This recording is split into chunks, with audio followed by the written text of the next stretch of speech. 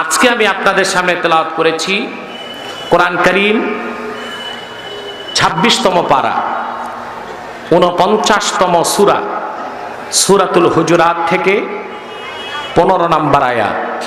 কত নাম্বার? আমি খুব সংক্ষেপে এই ১৫ নম্বর আয়াতকে কেন্দ্র করে নির্ভরযোগ্য মুফাসসির এবং মুহাদ্দিসগণের দৃষ্টিকোণ থেকে কিছু কথা আপনাদের সামনে তুলে ধরার চেষ্টা করব।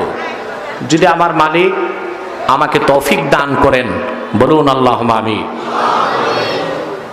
আওয়াজগুলো বন্ধ করুন, যাও, কোনো জটলা আওয়াজ চলবে না, বসায় দাও সবাই, টোটাল বন্ধ করে এখন 2 ঘন্টা পর খাবে।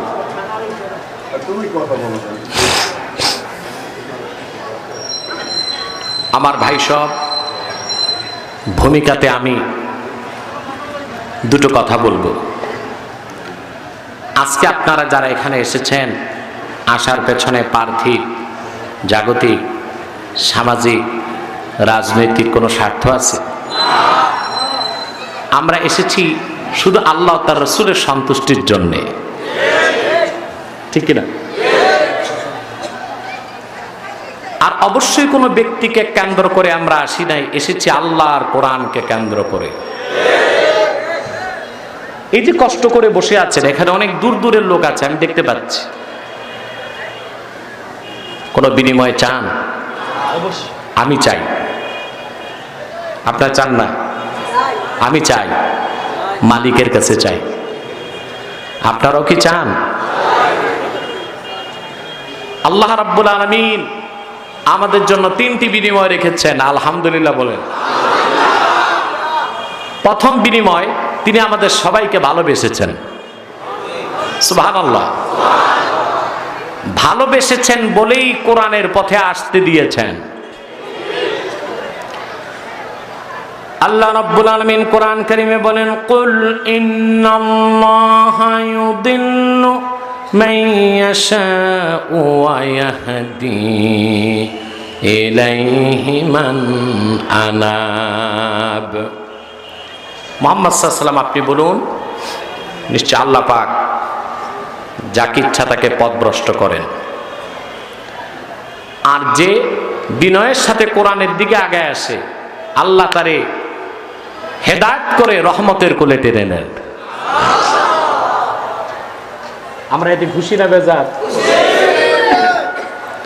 2, যে কোরআনকে কেন্দ্র করে এসেছেন, এই কোরআন 1 সেকেন্ডের জন্য আপনাদেরকে জাহান্নামে যেতে দিবে না। তার প্রমাণ আল্লাহর হাবিব ইরশাদ করেছেন, মান জাআলাল কুরআনা আমামাহু কাদাহু ইলাল জান্নাত।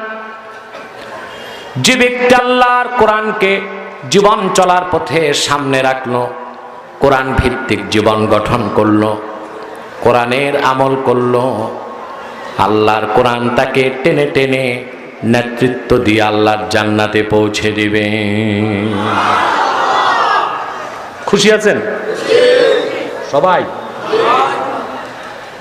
আমি এবং আপনারা সবাই আমরা গুনাহগার, পাপী টাপী। কষ্ট পাইলেন? আমিও পাপী, আপনারাও পাপী। কেউ বড় পাপী, কেউ ছোট পাপী, ঠিক কিনা? যে কোরআনের মাজলিসে এসেছি, আল্লাহ পাক আমাদের বিদায় বেলা শিশুর মতো নিষ্পাপ করে বিদায় দিবেন। খুশি হন নাই? একটু আওয়াজ দিয়ে বলি আলহামদুলিল্লাহ। এই কথার পক্ষে দলিল কি? সুনান ইবনে মাজার হাদিস,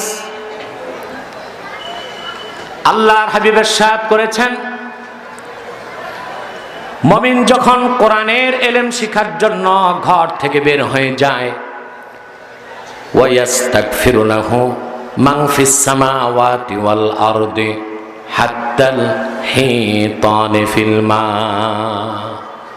আকাশে জমিনে ধুলোকে ভুলোকে আল্লাহর যত সৃষ্টি আছে, এমনকি নদী আর সমুদ্রের অগণিত মাছ, আল্লাহ সে বান্দার জন্য আল্লাহর কাছে গুনাহ মাফের দোয়া করে।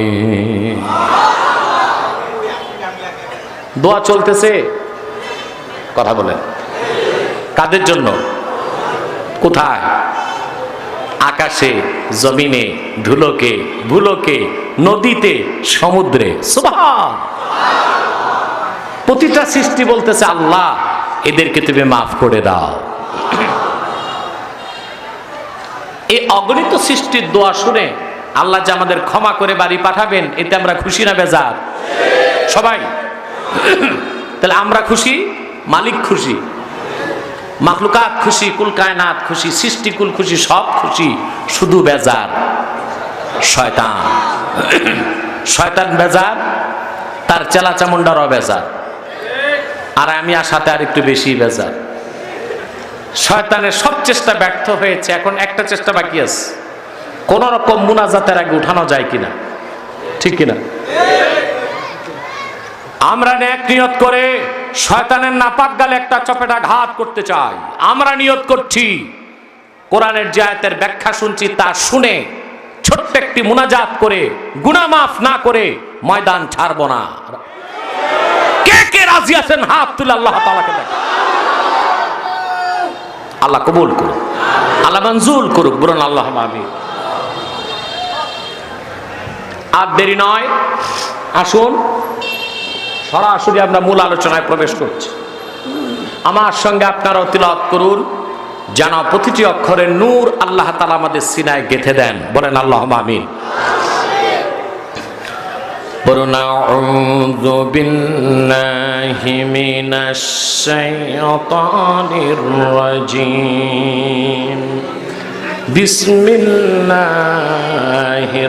রাহমানির রাহিম।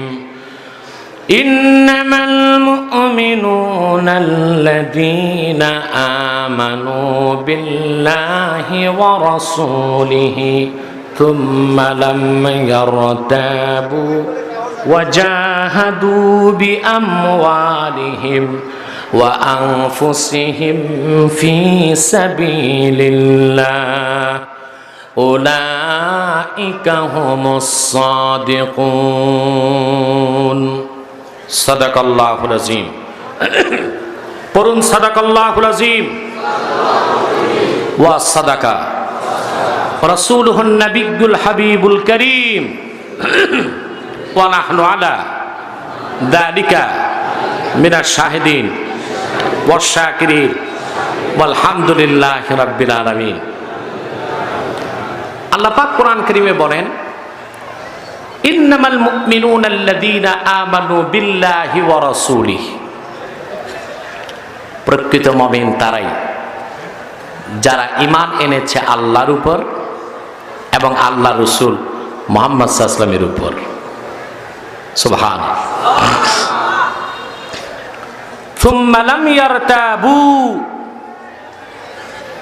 অতঃপর ঈমানের কোন একটি বিষয়ে মনে সন্দেহ পোষণ করলো না। আগেরটা ঈমান, এটা ইয়াকিন। এটা কি? প্রথমটা কি? এটা কি? ওয়াজাহাদু বিআমওয়ালিহিম ওয়া আনফুসিহিম ফি সাবিলিল্লাহি উলাইকা হুমুস সাদিকুন। অতঃপর আল্লাহর দ্বীনের পথে জিহাদ করলো জান দিয়ে, মাল দিয়ে। আল্লাহ পাক বলেন তারাই ঈমানের দাবিতে সত্যবাদী। বলেন সুবহানাল্লাহ। ঈমানের দাবি করা এক জিনিস, আর ঈমানের দাবিতে সত্যবাদী হওয়া আরেক জিনিস। বুঝেন নাই? ঈমানের দাবি করা একটি বিষয়, আর ঈমানের দাবিতে সত্যবাদী হওয়া আরেক বিষয়। আমি ঈমান আনলাম, আমি মুসলিম, এটা বললেই মুসলমান হওয়া যাবে না, হবে? আল্লাহ রাব্বুল আলামিন কোরআন কারীমে বলেন, ওয়া মিনান নাসি মান ইয়াকুলু আমান্না বিল্লাহি ওয়া বিল ইয়াউমিল আখির ওয়া মা হুম বিমুমিনিন। মানুষের মধ্যে এমন কিছু পোড়া কপাল ভাগ্য বিপন্ন আছে যারা বলে আমরা ঈমান এনেছি আল্লাহর উপর, ঈমান এনেছি আখিরাতের উপর। আল্লাহ পাক বলেন ওয়া মা হুম বিমুমিনিন, আল্লাহ বলেন তারা মুমিন নয়, তারা মুসলমান নয়। কথা নাই কিছু। তাহলে ঈমান আনলাম বললি মুমিন হওয়া যাবে না, ঈমানের দাবিতে সত্যবাদী হতে হবে। কথা বুঝতেছেন আমার ভাই? কথা বুঝতেছেন আমার ভাইয়েরা? ঈমান আনার পরিমাণটা কি রকম হতে হবে আল্লাহ পাক বলেন ওয়া ইযা কিলা লাহুম, আল্লাহ পাক বলেন ওয়া ইযা কিলা লাহুম আমিনু কামা আমানান নাসু ক্বালু আনুমিনু কামা আমানাস সুফাহা আলা ইন্নাহুম হুমুস সুফাহা ওয়ালাকিন লা ইয়ালামুন। রাসূলুল্লাহর জমানায় কিছু মুনাফিক ছিল। কি ছিল? ছিল না? মুসলমানদের সবচেয়ে বড় শত্রু মুনাফিক। মুনাফিক হলো যার বাহির এক ভিতর আরেক। বাহির এক, ঠিক না? আপনার যেটা বাংলাদেশে বলেন উপর দিয়ে পানি দেয়, নিচে দিয়ে গোড়া কাটে। মনে হয় মুনাফিক জীবনে দেখেন নাই, না দেখছেন? দেখছেন না? মুনাফিক খুব খারাপ জিনিস। ইসলাম ও মুসলমানের সবচেয়ে বড় শত্রু মুনাফিক। মুনাফিক শব্দটার উৎপত্তি নাফাক থেকে। নাফাক, নাফাক বলে আরবিতে সুরংকে। সুরং দেখছেন? সুরং, সুরং বাংলাদেশে নাই, আরবে আছে। পাহাড়ের কেটে সুরং বানায়, একদিক দিয়ে ঢুকে উপরে পাহাড়, আরেক দিক দিয়ে বের হয়। এই নাফাক থেকে নেফাক, নেফাক থেকে মুনাফিক। মুনাফিক একদিক দিয়ে ইসলামে ঢুকে আরেক দিক দিয়ে বের হয়, অর্থাৎ তার বাহির একটা ভিতর আরেকটা। রাসূলুল্লাহর জমানায় এইরকম মুনাফিক ছিল মাত্র 370 জন। কতজন? মাত্র 370। লিখে রাখতে পারেন তথ্যগুলো, অনেক কষ্টে পড়াশোনা করে এগুলো বের করছি আমি। মাত্র 370 জন। 300 পুরুষ ছিল, 70 মহিলা ছিল। তাফসীর হোসাইনিতে এটা আসছে। কিন্তু মুনাফিক সমস্যাটা কত বড় সমস্যা! আল্লাহ পাক শুধু মুনাফিকের বিরুদ্ধে কোরআনে একটি দুইটি নয় 36টি আয়াত নাজিল করেছেন। মুনাফিকুন নামে একটি সূরাও বের করেছেন। কারণ রাসূলুল্লাহর জমানায় যেমন মুনাফিক ছিল, আজও আছে, কিয়ামত পর্যন্ত মুনাফিক থাকবে, যাদের বাহির এক রকম ভিতর আরেক রকম। ঠিক কি না? এই দরবারে কি মুনাফিক নাই? আছে, থাকতে পারে, সব জায়গায় আছে। বাইরে একরকম ভিতরে আরেক রকম। বাইরে এক রং, ভিতরে আরেক রং। বাইরে ফিটফাট, বাইরে সদরঘাট। আপনার তো সদরঘাট বেশি চিনার কথা। কথা বলেন। বাংলাদেশে অনেক ঘাট হয়ে গেছে, কিন্তু সদরঘাট কেউ ভুলে না। মানুষ দুই নাম্বারই দেখলেই বলে সদরঘাট। এটা কারণ কি জানেন? যত প্রতারণার ধান্দাবাজি গুলিস্তানে আর সদরঘাটে। আমার এক শিক্ষক বলেছিলেন, ছাত্র জীবনে তিনি বরিশাল থেকে গেছেন সদরঘাট, যে দেখেন হোটেলের নাম হোটেল চিৎকাইট। চিৎকাইট। ম্যানেজারকে যে বললেন, ভাই চিৎকাইটের অর্থ কি? এই হোটেলে চিত হয়ে শুইলে 1 টাকা, কাইট হয়ে শুইলে 8 আনা। চিন্তা করছে কত নাম্বার বাটপারি! মুনাফিক যেখানেই ঢুকেছে মুসলমানের ক্ষতি করেছে। মুনাফিক থেকে বেঁচে থাকার চেষ্টা করবেন। 1500 বছর আগে মুনাফিকরা রাসূলুল্লাহর কাছে এসে বলতো আমরা মুসলমান, পিছনে যে কাফেরদেরকে বলতো আমরা তোমাদের সাথে আছি। আল্লাহ তখন ডাক দিয়ে বললেন সূরা বাকারাতে আল্লাহ তাআলা বলেন, ওয়া ইযা কিলা লাহুম লা আমিনু কামা আমানান নাস, তাদেরকে যখন বলা হলো ঈমান আনেছি বললেই হবে না, মানুষেরা যেভাবে ঈমান এনেছে ওই রকম ঈমান আনো। এই মানুষ কারা? ইমাম সুয়ুতি সহ সব মুফাসসির একমত, আমিনু কামা আমানান নাস, আয় আমিনু কামা আমানা আসহাবু মুহাম্মদ। মুহাম্মদ সাল্লাল্লাহু আলাইহি ওয়াসাল্লামের সাহাবীগণ যে রকম ঈমান এনেছে তোমরা ওই রকম ঈমান আনয়ন করো। তাহলে ঈমানের দাবি করা এক জিনিস, আর ঈমানের দাবিতে সত্যবাদী হওয়া আরেক জিনিস। মুসলমান, ঈমানের চেয়ে শ্রেষ্ঠ কোনো দৌলত নাই, নিয়ামত নাই। যার ঈমান নাই তার কিচ্ছু নাই। ঈমানের মতো ঈমান নিয়ে যদি মরতে পারেন, চোখ বন্ধ হবে, আল্লাহর জান্নাতে প্রবেশ করবেন। আবু দাউদে একটা হাদিস এসেছে 2য় খণ্ডে, আমি শোনাই, কথা বলেন। ঘুমাচ্ছেন না তো? আমি একটু ব্যারোমিটার চাপবো ব্যারোমিটার। কে কে ঘুমান হাত উঠান।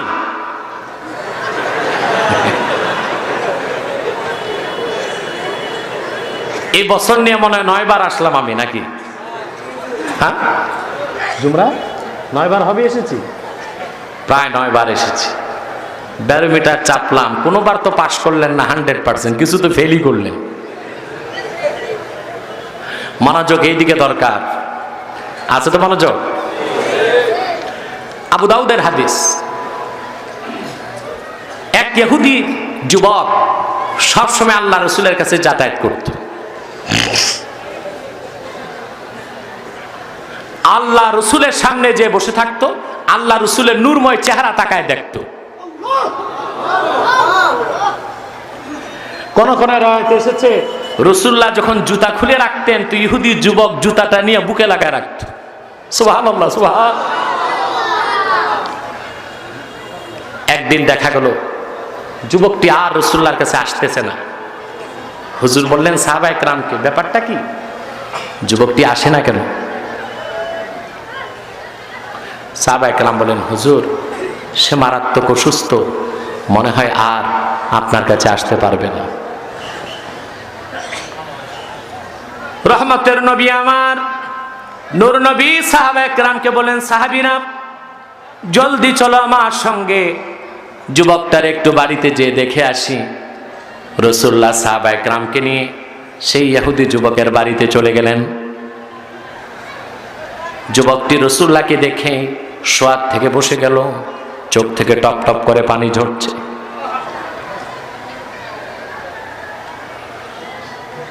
আল্লাহ হাবিব যুবকটিকে বললেন, যে যুবক তুমি আমার কদমের সামনে বহু সময় দিয়েছ, অনেক মহব্বত করেছ, কিন্তু শুনে রাখো কাল কিয়ামতের দিন আমি রাসূল তোমার কোনো উপকার করব না। হুজুর তাকে কিসের ইঙ্গিত দিলেন সে বুঝতে পারছে, ঠিক কিনা? ইসলামের দাওয়াত দিলেন। কথা বুঝতেছেন ভাই? আবু দাউদ সাক্ষী, যুবকটি একবার আল্লাহ রসুলের চেহারার দিকে তাকায়, আরেকবার আকাশের দিকে তাকায়, মালাকুল মউত কি চলে আসলো কিনা, সে তো মৃত্যুর প্রান্তে। আরেকবার তার পিতার চেহারার দিকে তাকায়, বাবা কি কয়। সেও চাচ্ছে ইসলাম কবুল করবে, সিদ্ধান্ত নিতে পারছে না। সুনানে আবি দাউদ সাক্ষী, যুবকের বাপ যুবকটিকে ডেকে বলল, আমার কলিজার টুকরা সন্তান, আকাশের দিকে তাকাবার দরকার নাই, আমার দিকে তাকাবার দরকার নাই, আমি অনুমতি দিয়ে দিলাম, আতে আবাল কাসেম সাল্লাল্লাহু আলাইহি সাল্লাম, দেরি করো না, মুহাম্মদ সাল্লাল্লাহু আলাইহি সাল্লামের আনুগত্য স্বীকার করে না।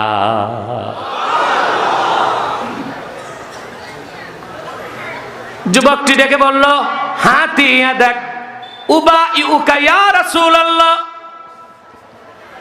হুজুর আপনার নূরের হাতটা বাড়িয়ে দিন, সেই হাতে হাত রেখে এখনই আমি দিনের কালেমা পড়ে মুসলমান হয়ে যাব।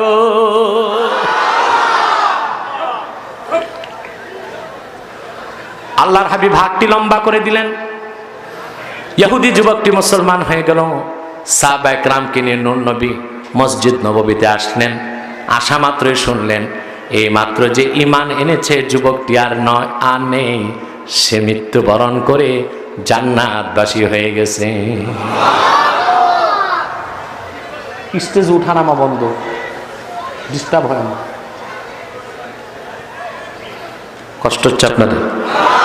শুনতেছেন? রাসূলুল্লাহ সাহাবায়ে কেরামকে বলেন, সাহাবীরা জলদি করে যাও, তাকে গোসল দাও, আমি রাসূল নিজে তার জানাজা পড়াবো। একটু জোরে সুবহানাল্লাহ বলতে কষ্ট হয় না তো? আপনাদের গলার যে কি ভলিউম তা তো আমি জানি, ঠিক কিনা? বোঝা যায় নির্বাচনের সময় চন্দ্রমোহনের মাটি, বল্টুবাইয়ের ঘাটি, ঠিক কিনা? স্লোগান দিলে নগদ কিছু পাওয়া যায় নাকি? হ্যাঁ, 200 টাকা এই লাল চা, বেশি দৌড়াদৌড়ি করলে 2-1 প্যাকেট আকিস বিড়ি, এর বেশি তো কিছু না নাকি?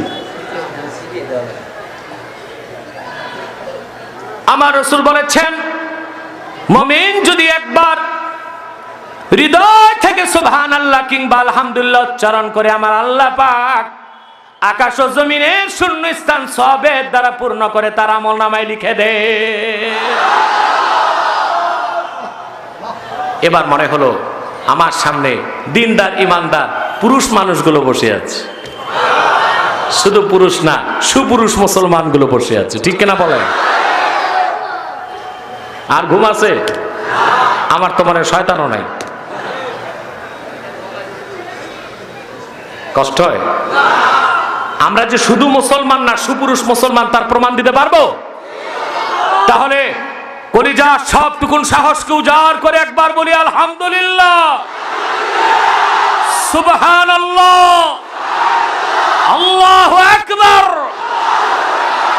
কবীরা কবীরা। আল্লাহ কবুল করুন, আল্লাহ মঞ্জুর করুন, বলুন আল্লাহুম্মা আমিন। হুজুর বলেন, যাও, যেই মাত্র মুসলমান হয়ে মারা গেল তারে গোসল দাও, আমি রাসূল নিজে তার জানাজা পড়াবো। গোসল হয়ে গেল তার, এবার জানাজা হবে। সাহাবায়ে কেরাম তার লাশ নিয়ে চললেন জান্নাতুল বাকির দিকে। হযরত ওমর বলেন, আমি দেখলাম আল্লাহ রাসূল জানাজার খাটের আগে হেঁটে হেঁটে যাচ্ছেন, সঙ্গে আমিও হেঁটে যাচ্ছি। আমি লক্ষ্য করে দেখলাম হুজুর যখন তার জানাজা পড়াতে গেলেন, রাসূলুল্লাহ পুরা পায়ের তালু মাটিতে রাখেন নাই, বৃদ্ধাঙ্গুলির উপর ভর করে করে হেঁটে গেলেন। নামাজ শেষ, আমি বললাম, ইয়া রাসূলুল্লাহ, ইয়া হাবিবাল্লাহ, আজকে ব্যতিক্রম একটা জিনিস দেখলাম। হুজুর বললেন, কি? তিনি বললেন, হুজুর, এই মাত্র যে যুবক মুসলমান হয়ে মারা গেল তার জানাজায় যখন গেলেন আপনি পায়ের তালু মাটিতে রাখতে দেখি নাই, বৃদ্ধাঙ্গুলির উপর ভর করে হেঁটে গেলেন কেন? হুজুর বলেছেন, ওমর, যে লোকটি মাত্র ঈমান এনে মুসলমান হয়েছে, যুবকটি, তার জানাজায় শরীক হতে আমার আল্লাহ রাব্বুল আলামিন আকাশের সব দরজা খুলে দিয়েছেন। এত বেশি রহমতের ফেরেশতা মদিনা মুনাওয়ারার মাটিতে নেমে এসেছে, মা কাদারতু আন আদা বাতিনা কদমাইয়া মিন কাসরাতিল মালায়েকা। ফেরেশতারা দীক্ষার কারণে আমি রাসূল পুরা পায়ের তালু মাটিতে রাখতে পারি নাই। সুবহানাল্লাহ। এর নাম ঈমান। এর নাম কি? ঈমান। হাদিসের সরাই এসেছে, যুবকটি মুসলমান হওয়ার পর লাম ইউসাল্লি সালাতান ওয়া লাম ইয়াসুম ইয়াওমান ওয়া লাম ইয়াতাসাদ্দাক দিরহামা। মুসলমান হওয়ার পর সে এক ওয়াক্ত নামাজ পড়ে নাই, এক ওয়াক্ত নামাজের সময়ও আসে নাই, একদিন রোজা রাখে নাই, রোজার মাস পায় নাই, এক দেড়হাম সদকাও করে নাই, যাকাত ফরজ হয় নাই। তার ঈমানটা ছিল কামেল। এই ঈমান আসার সাথে সাথে তার মৃত্যু হয়েছে, সোজা সে আল্লাহর জান্নাতে চলে গেছে। সে ঈমান হলো আসল জিনিস। ঈমান কি? সবকিছুর মূলে কি? সবকিছুর মূলে কি? আমার ভাইয়েরা, নামাজ বলেন, রোজা বলেন, হজ বলেন, যাকাত বলেন, দাড়ি টুপি জুব্বা কুর্তা যাই বলেন, সবকিছুর আগে কি? জোরে বলেন। এই ঝামেলাগুলো বন্ধ করা যায় না? কথাবার্তাগুলো সাইডে। যুবরাজকে বলেছি যাও না, তুমি দুই একজন নিয়ে শৃঙ্খলা ঠিক করো। কি করে আর কথা বল? সবার কুশলী। সবকিছুর আগে কি? জোরে বলেন। আগে ঈমান, তারপরে ইসলাম। বুঝলেন নাই? আগে ঈমান, তারপরে সুবহানাল্লাহ বলবেন। এটা একটা জটিল বিষয়। আলহামদুলিল্লাহ, মুহাম্মদ সাল্লাল্লাহু আলাইহি ওয়াসাল্লামের সদকায় আমি আমার ছাত্রদের বুখারী প্রথম খণ্ড নিজে পড়াই। শুধু ঈমানের সংজ্ঞাটা ছাত্রদেরকে দিতে আমার 7 দিন লাগে। কতদিন? আগে ঈমান, তারপর ইসলাম। আগে ঈমান, তারপর বদরুদ্দিন আইনি লেখেন উমদাতুল কারিতে, ইন্না বাইনাল ঈমানে ওয়াল ইসলামে ওয়াজহাল উমুমি ওয়াল খুসুস। ঈমান ও ইসলামের মধ্যে আম ও খাসের সম্পর্ক। প্রত্যেক মুমিন মুসলিম নাও হতে পারে, কিন্তু প্রত্যেক মুসলিমকে মুমিন হতেই হবে। বুঝেন নাই?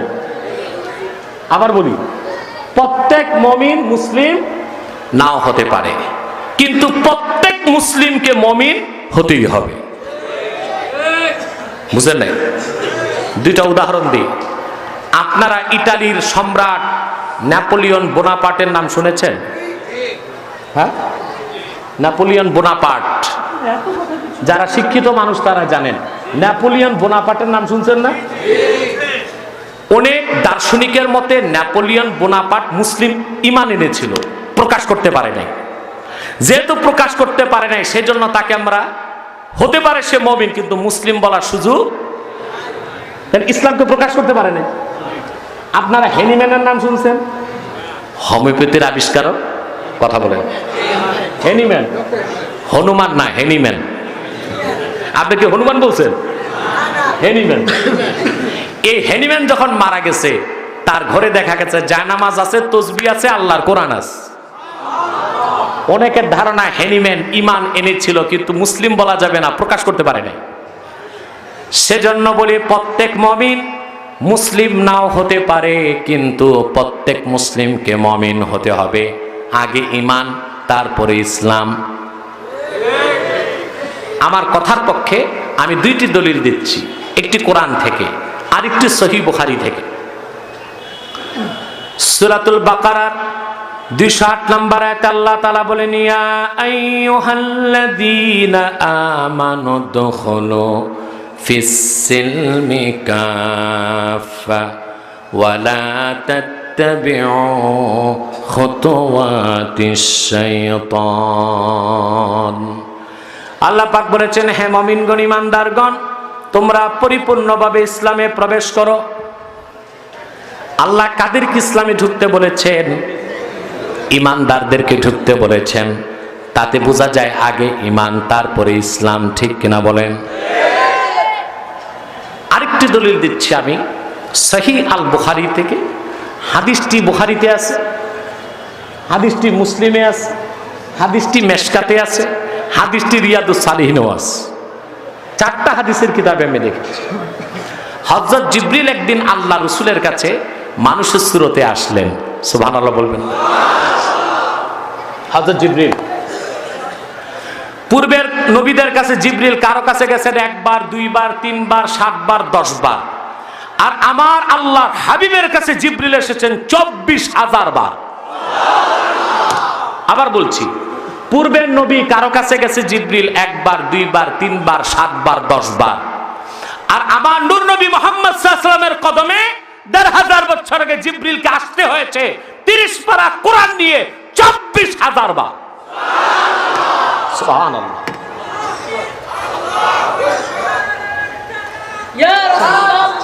আল্লাহ কবুল করুক, আল্লাহ কবুল করুক। স্লোগান এত পিছ থেকে কেন? সামনের মানুষগুলো কি বোবা হয়ে গেছে নাকি? মানুষ দুই সময় চুপ থাকে, কিচ্ছু না বুঝলে চুপ থাকে, আর বেশি বুঝলে চুপ থাকে। আপনাদের কোনটা?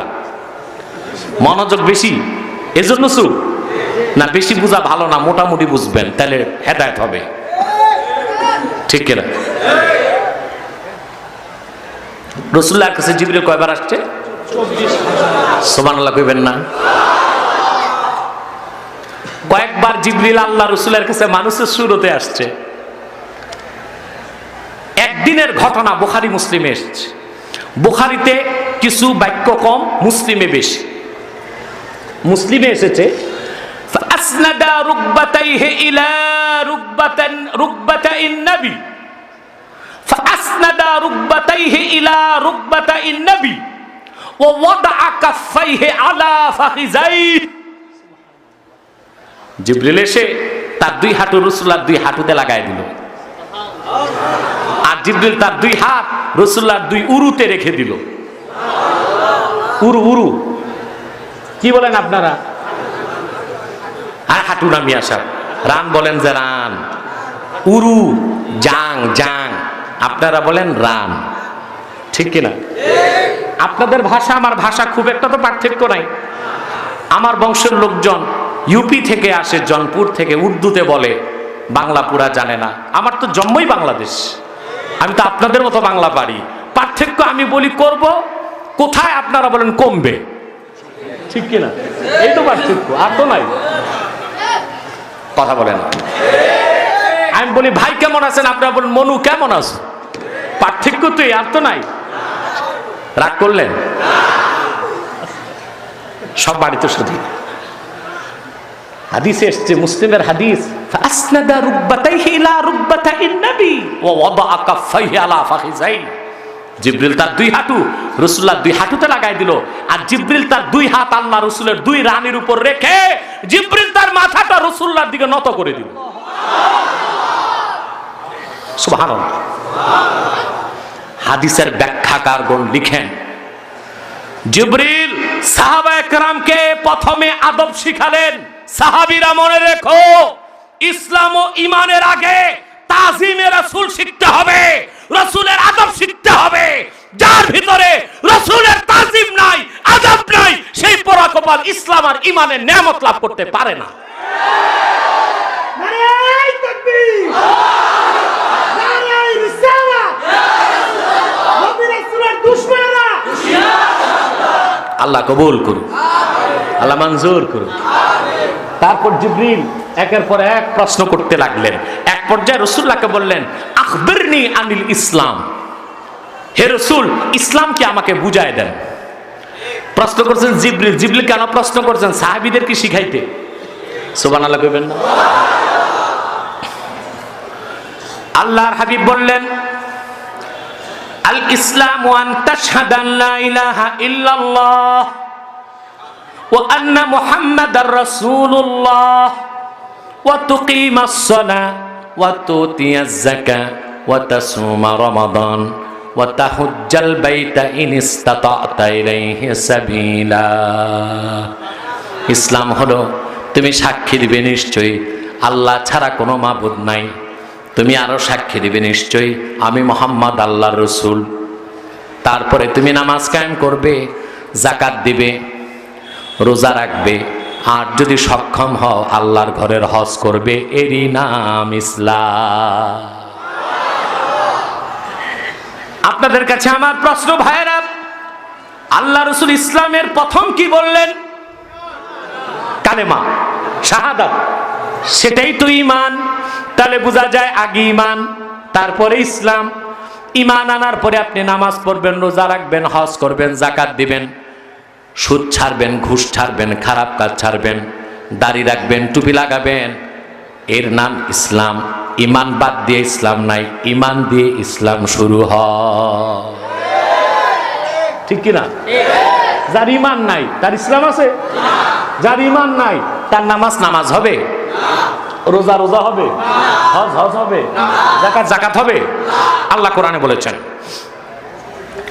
ومن يبتغي غير الإسلام دينا فلن يقبل منه وهو في الآخرة من الخاسرين আল্লাহ রাব্বুল আলামিন বলেন, আর যেই হতভাগা মুহাম্মদ সাল্লাল্লাহু আলাইহি ওয়াসাল্লামের দ্বীন ইসলামকে গ্রহণ করলো না, তার মানে ঈমান আনলো না, তার নামাজ, তার রোজা, তার হজ, তার যাকাত, তার কোনো একটি আমল আল্লাহর দরবারে গৃহীত হবে না, বরং কাল কিয়ামতের দিন সে নমরুদ, ফেরাউন, হামান, কারুনের কাতারে শামিল হয়ে যাবে।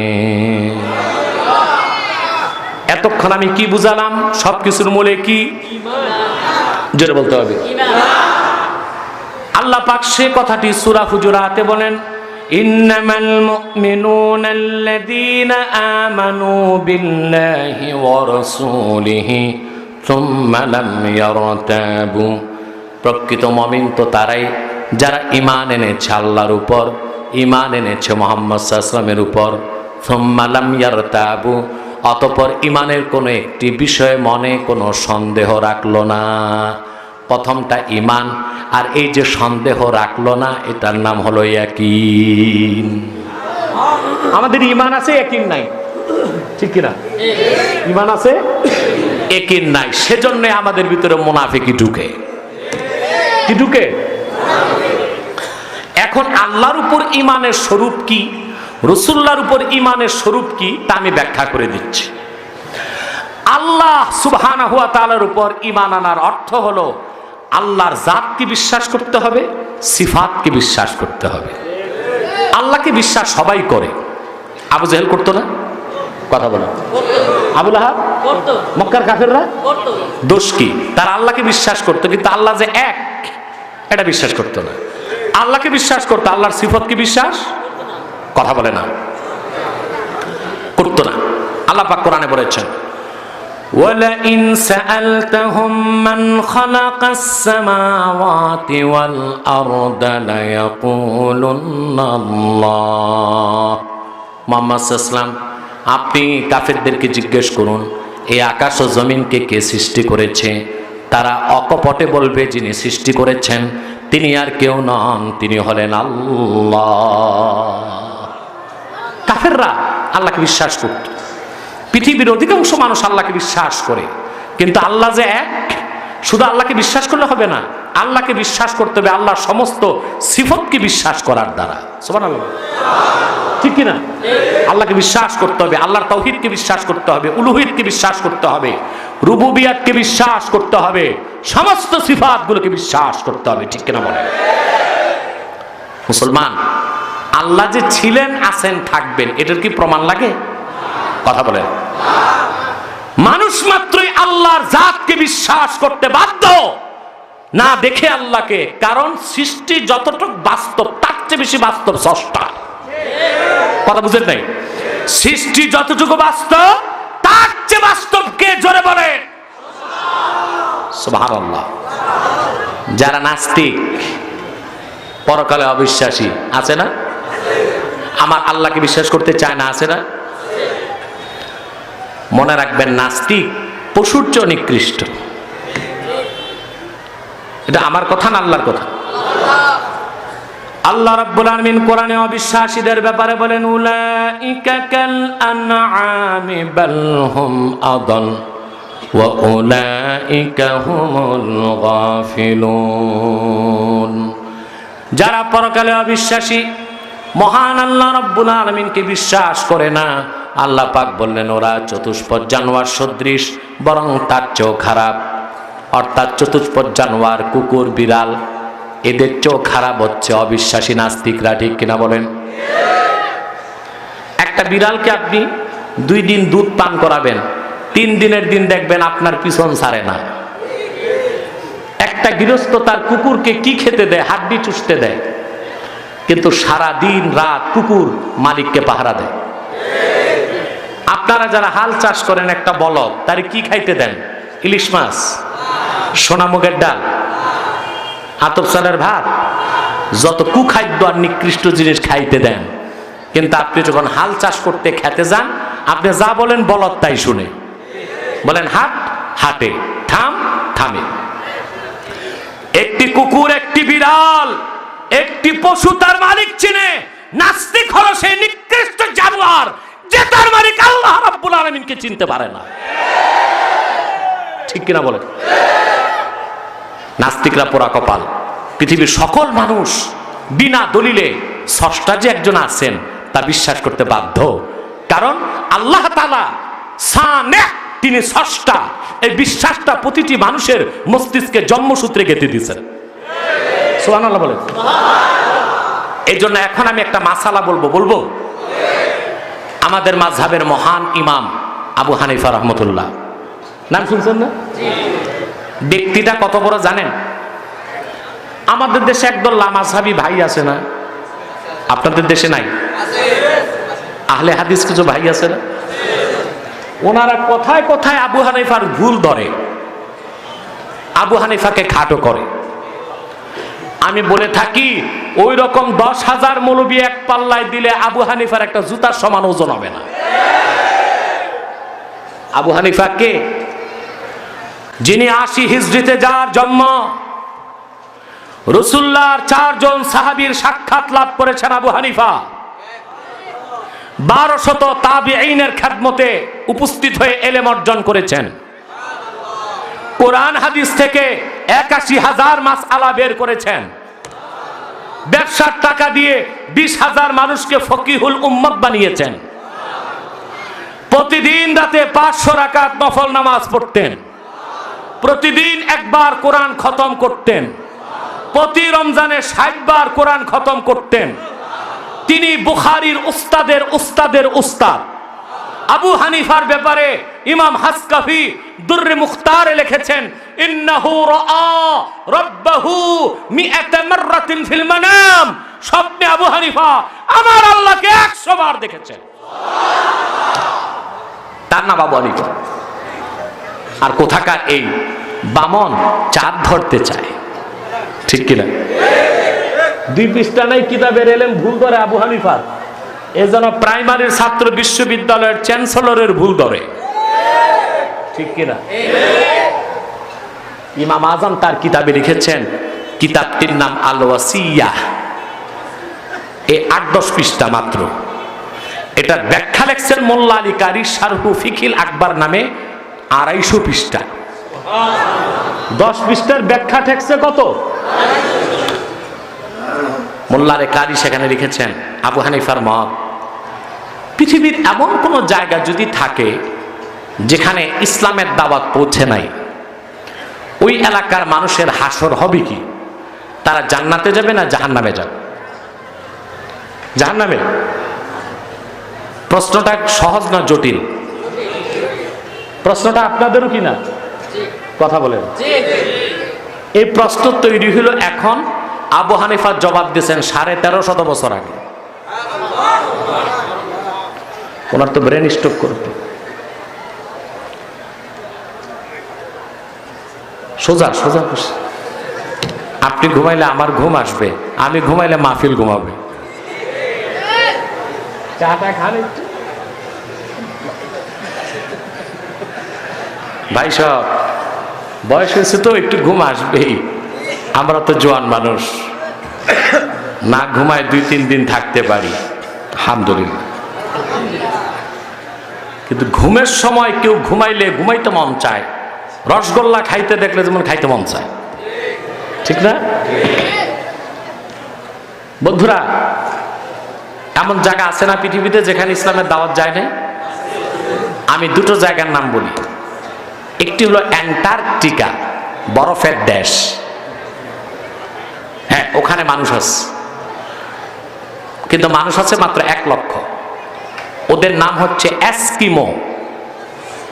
এস্কিমো এস্কিমো বরফের দেশে থাকে। ওই বরফের দেশ উত্তর মেরুতে তাপমাত্রা -20 ডিগ্রি। 20। আপনার বাড়িতে যে ফ্রিজ আছে, ফ্রিজের উপরে যে ডিপ ফ্রিজ আছে, ওইটার তাপমাত্রা -18 ডিগ্রি। আর ওইখানে -20, মানে ফ্রিজের ফ্রিজ। ওখানে মানুষ থাকে, বরফের ঘর, বরফের বিছানা, বরফের হাড়ি বাতি, বরফের সব। আমি চিন্তা করছি ওখানে তো ফসল হয় না, খায় কি? রিজিক লাগবে না? সুবহানাল্লাহ। কোরআনে আল্লাহ পাক বলেন ওয়ামা মিন দাব্বাতিন ফিল আরদি ইল্লা আলাল্লাহি রিজকুহা। এই জমিনে এমন কোন বিচরণশীল জীব নাই যার রিজিকের দায়িত্ব আল্লাহ পাক নিজের হাতে রাখেন নাই। বরফের দেশের মানুষের রিজিক আল্লাহ বরফের নিচেই রাখছেন। একটু জোরে বলি সুবহান। বরফের নিচেই আল্লাহ পাক তাদের জন্য তাজা মাছ রেখে দিয়েছেন, জীবন্ত তাজা মাছ। বরফ খুঁড়ে মাছ বের করে ওরা কেটে কেটে খায়, রান্না করতে হয় না, কারণ ওই মাছগুলো আমাদের দেশের রসগোল্লার মতো মিঠা। সুবহানাল্লাহ। তাদের সংখ্যা বর্তমানে কত? ওদের নাম কি? এস্কিমো। ওদের কাছে ইসলামের দাওয়াত যায় নাই। ওদের হাসর হবে কি? জান্নাতে যাবে না জাহান্নামে? প্রশ্ন আসে না? কথা বলেন। আরেকটা জায়গার নাম বল, এটা হলো আমাজন জঙ্গল। নাম শুনছেন?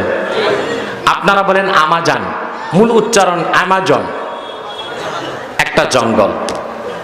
পৃথিবীর 9টা দেশ নিয়ে আর্জেন্টিনা, ব্রাজিল, দক্ষিণ আফ্রিকা, উরুগুয়ে, প্যারাগুয়ে, এরকম 9টা দেশ নিয়ে একটা জঙ্গল।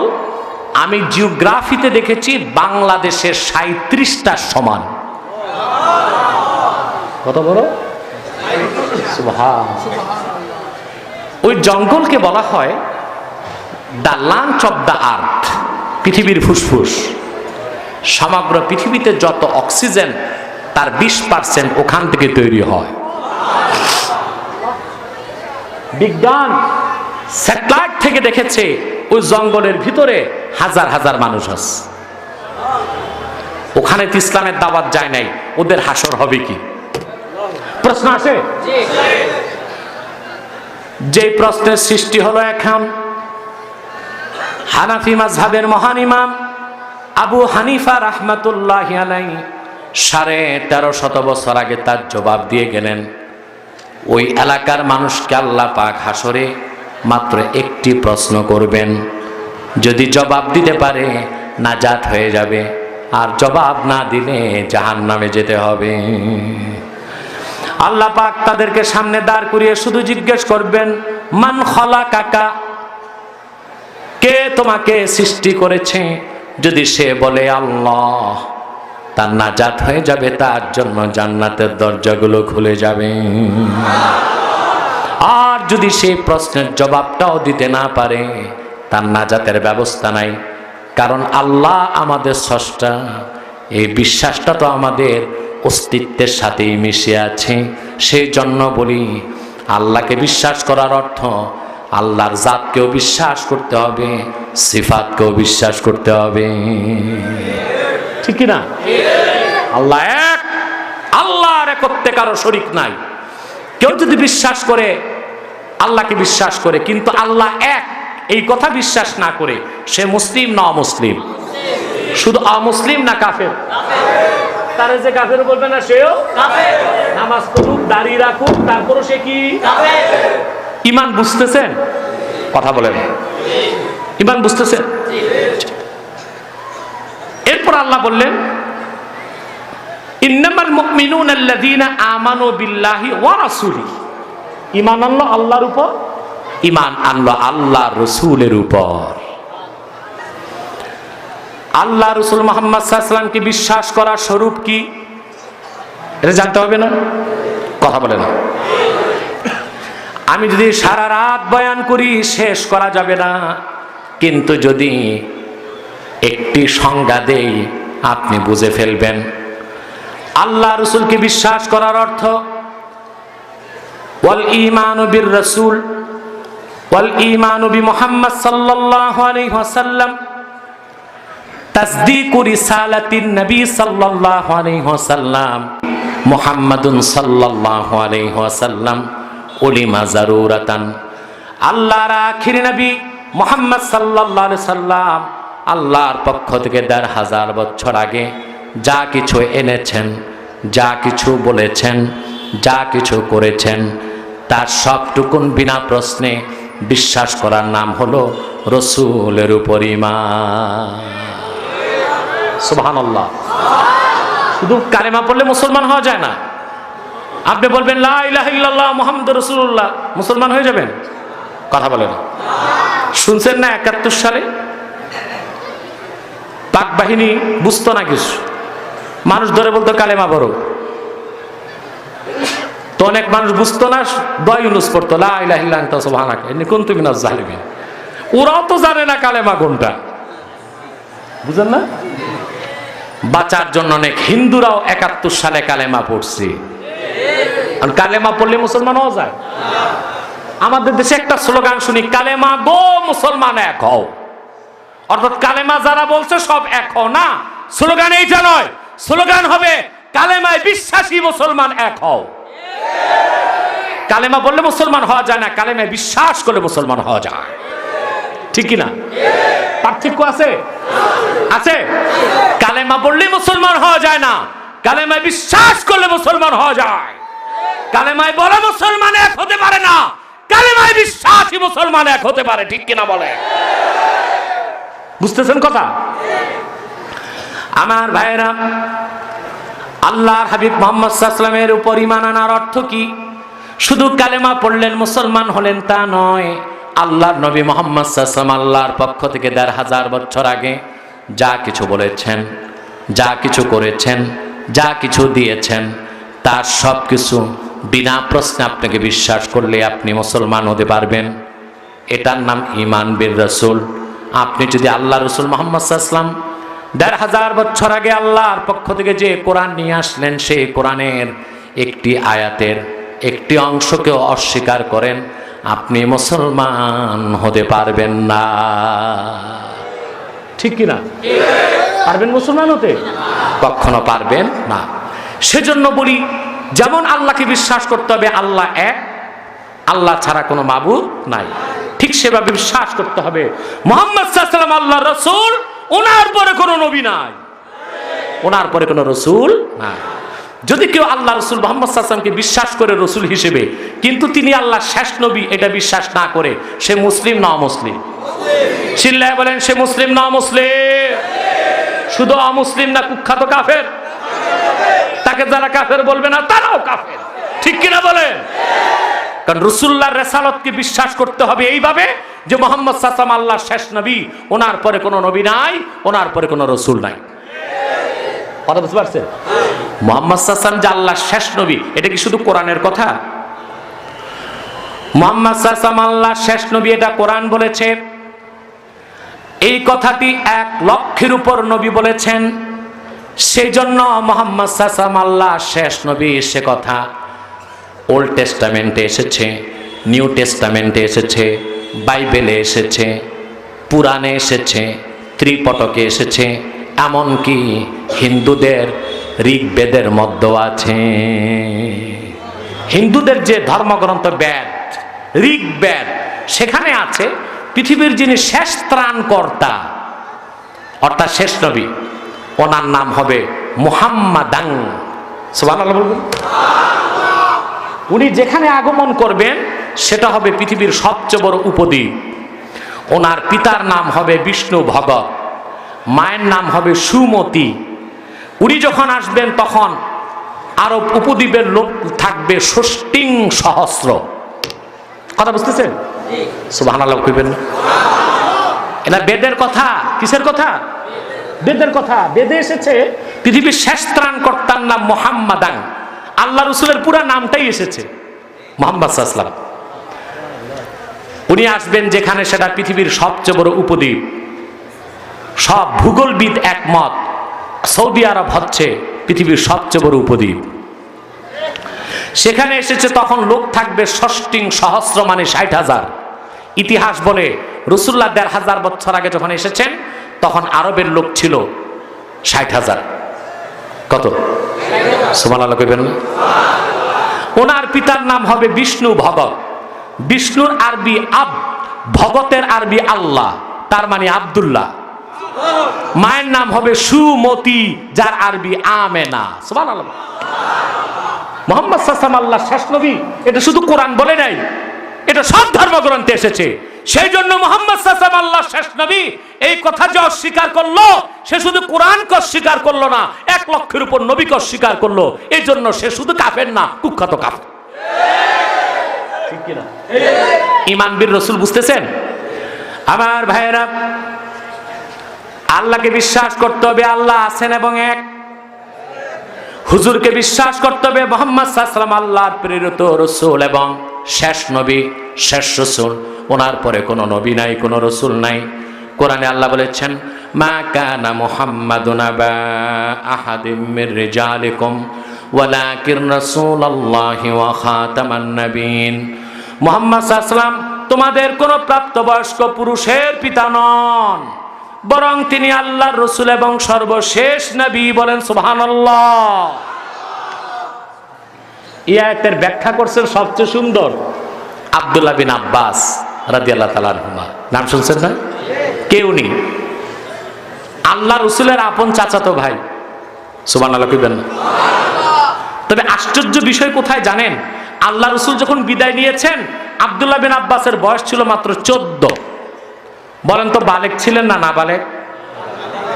নাবালেক। পুরুষ বালেক হয় 15 বছরে। আব্দুল্লাহ বিন আব্বাস নিজে বলেছেন, সহিহ বুখারী প্রথম খণ্ড কিতাবুল ইলমের হাদিস, রাসূলুল্লাহ যখন বিদায় হজ্জে আরাফাতে আসলেন, আমি মিনাতে গেলাম আল্লাহ রাসূলের পিছে নামাজ পড়তে। বুঝেন নাই?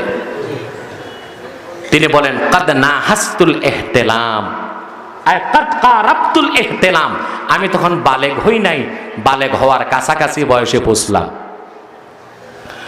বড় আশ্চর্যের বিষয় মুসলমান, আল্লাহ রাসূলের বিদায় বেলা যে আব্দুল্লাহ বিন আব্বাসের বয়স ছিল মাত্র 14, তিনি কেমন করে রাইসুল মুফাসসিরিন হয়ে গেলেন? আবু বকর ওমরের মতো মানুষ কোরআন বুঝতে যার কাছে দৌড়াতেন। সুবহানাল্লাহ বলবেন? জবাবটা আব্দুল্লাহ বিন আব্বাস নিজে দিয়েছেন। সহিহ বুখারী কিতাবুল ইলমে এসেছে, আব্দুল্লাহ বিন আব্বাস বলেন, আমি একদিন রাসূলুল্লাহর জন্য ওযুর পানি নিয়ে দাঁড়িয়ে রইলাম। হুজুর এসে এত খুশি হলেন, আমাকে বুকের সঙ্গে জড়ায় ধরলেন আর বললেন, আল্লাহুম্মা আল্লিমহু তাওয়িল, আল্লাহ তুমি আব্দুল্লাহ বিন আব্বাসকে কোরআনের ইলম দিয়ে দাও। অন্য রাওয়ায়াতে এসেছে রাসূলুল্লাহ হাত দিয়ে একটা থাপ্পড় দিলেন আর বললেন, আল্লাহ তুমি তাকে কোরআনের ইলম দিয়ে দাও। মুসলমান, আমার নূর নবী মুহাম্মদ সাল্লাল্লাহু আলাইহি ওয়াসাল্লামের নূরের হাতের একটা ছোঁয়া লাগার সঙ্গে সঙ্গে আল্লাহ পাক 30 পারা কোরআনের তাফসীর আব্দুল্লাহ বিন আব্বাসের সিনায় রেকর্ড করে দিলেন। আল্লাহু আকবার। সে আব্দুল্লাহ বিন আব্বাস ব্যাখ্যা করেছেন, মা কানা মুহাম্মাদুন আবা আহাদিম মির রিজালিকুম ওয়ালাকিন রাসূলুল্লাহ। মুহাম্মদ সাল্লাল্লাহু আলাইহি ওয়াসাল্লাম তোমাদের কোনো প্রাপ্তবয়স্ক পুরুষের পিতা নন।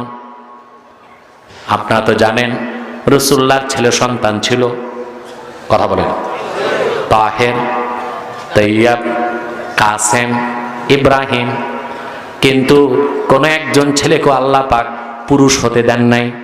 রাসূলুল্লাহর চোখের সামনে তাদেরকে নাবালেগ অবস্থায় আকাশে তুলে নিয়েছেন। প্রশ্ন হলো কেন?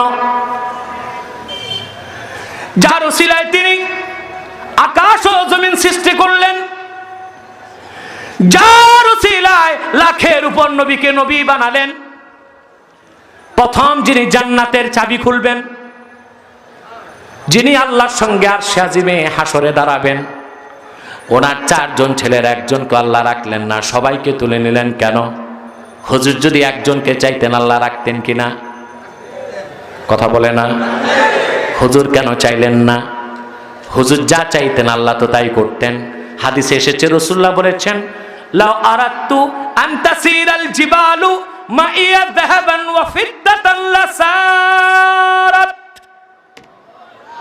আমার মুখে বলার দরকার নাই, যদি আমার মনে জাগে একবার মক্কা মুকাররমা মদিনা মুনাওয়ারার পাহাড়গুলো সোনার রূপা হয়ে আমি রাসূলের 2 পাশ দিয়ে দৌড়াক, মুখে বলার দরকার হবে না, আমার মনে চাইলেই মদিনা মুনাওয়ারা মক্কা মুকাররমার পাহাড়গুলো সোনা রূপা হয়ে আমার দুই পাশ দিয়ে দৌড়াবে।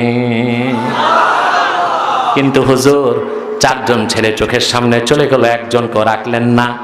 বরং আবু দাউদের হাদিসে এসছে, হুজুরের ছেলে হযরত ইব্রাহিম যেদিন ইন্তেকাল করেছেন, হযরত ইব্রাহিমকে যখন কবরে দাফন করা হয়, সাহাবায়ে কেরাম বলেন আমরা দেখলাম আল্লাহ রাসূল কবরের সামনে দাঁড়িয়ে আছেন, চোখ থেকে টপ টপ করে পানি ঝরছে। কিন্তু হুজুর একজন ছিল, কেন চাইলেন না? কোনো রহস্য আছে? কথা বলেন, বিষয় আছে? জবাব দিয়েছেন আব্দুল্লাহ বিন আব্বাস। আল্লাহ বলেছেন, মা কানা মুহাম্মাদুন আবা আহাদিম মির রিজালিকুম, মুহাম্মদ সাল্লাল্লাহু আলাইহি ওয়াসাল্লাম তোমাদের কোন প্রাপ্তবয়স্ক পুরুষের পিতা নন। আল্লাহ পাক বলতে চেয়েছেন, জগৎবাসী বিশ্ববাসীকে শোনো, লাউলাম আখতিম বি মুহাম্মাদিন সাল্লাল্লাহু আলাইহি সাল্লাম নবুওয়া লা জাআলতু লাহু ইবনান ইয়াকুনু বাদাহু নবী।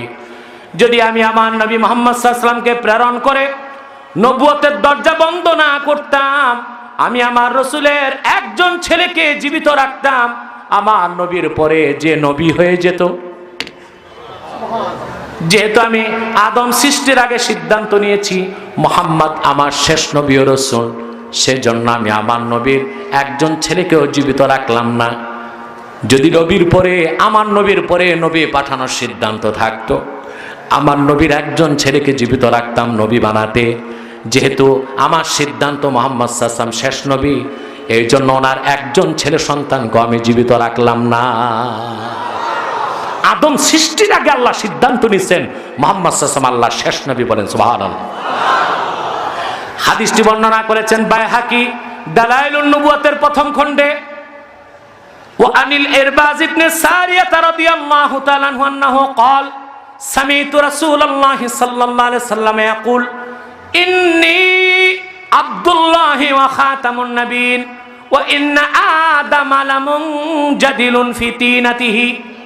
ইরবাজ বিন সারিয়া বলেন, আমি আল্লাহর রাসূল মুহাম্মদ সাল্লাল্লাহু আলাইহি ওয়াসাল্লামের নূরের জবান থেকে শুনেছি, তিনি বলেন, আমি মুহাম্মদ আল্লাহর বান্দা এবং সর্বশেষ নবী তখন থেকে আদমের দেহ যখন ধুলায় গড়াগড়ি খাচ্ছিল,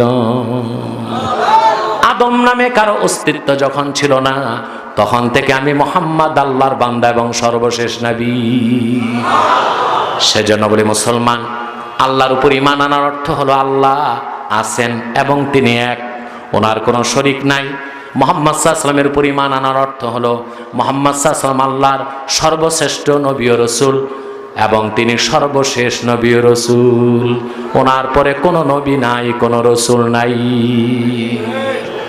এতক্ষণ আমি আপনাদেরকে একটা জিনিস বুঝাইলাম, ঈমান কি। এরপর কি? এখানে কি আসছে? ইয়াকিন। সুম্মা লাম ইয়ারতাবু। প্রকৃত মুমিন যারা ঈমান আনলো, তারপর ঈমানের কোন বিষয়ে মনে সন্দেহ রাখলো না, ওইটার নাম ইয়াকিন। যার যত সন্দেহ নাই তার ইয়াকিন তত মজবুত, ইয়াকিন যত মজবুত ঈমান তত মজবুত। আমরা ঈমানের দাবি করতেছি কিন্তু ইয়াকিন মজবুত। এই জন্য তো আমরা মিছিল করি, ঠিক মিছিলে বলি না, মরলে শহীদ বাঁচলে গাজী। আমরা সবাই মরতে রাজি। পুলিশ যখন লাঠি চার্জ করে আর গুলি ফুটায়, ফুস সব ফুস। ইঁদুরের গর্ত খুঁজি মাথা ঢুকাবার জন্য। তার মানে আমাদের ইয়াকিন পুরাপুরি হয় নাই। ইয়াকিন পুরাপুরি, ইয়াকিনের ব্যাখ্যাটা করে দিব, কথা বলে না, কষ্ট হবে না তো? আমার ভাইরা, অনেক রাত হয়ে গেছে, তারপর আমি খুব সংক্ষেপে বিষয়টি শেষ করছি। ইয়াকিন হলো 3 প্রকার। কয় প্রকার? কি কয় প্রকার? এই ঝামেলাটা বন্ধ হয় না কেন? খাওয়া দাওয়া করে এটা বন্ধ করে দিলি তো 1 ঘন্টার জন্য। এই ডিস্টার্ব তো গতবার হয় না, এবার এগুলো কেন?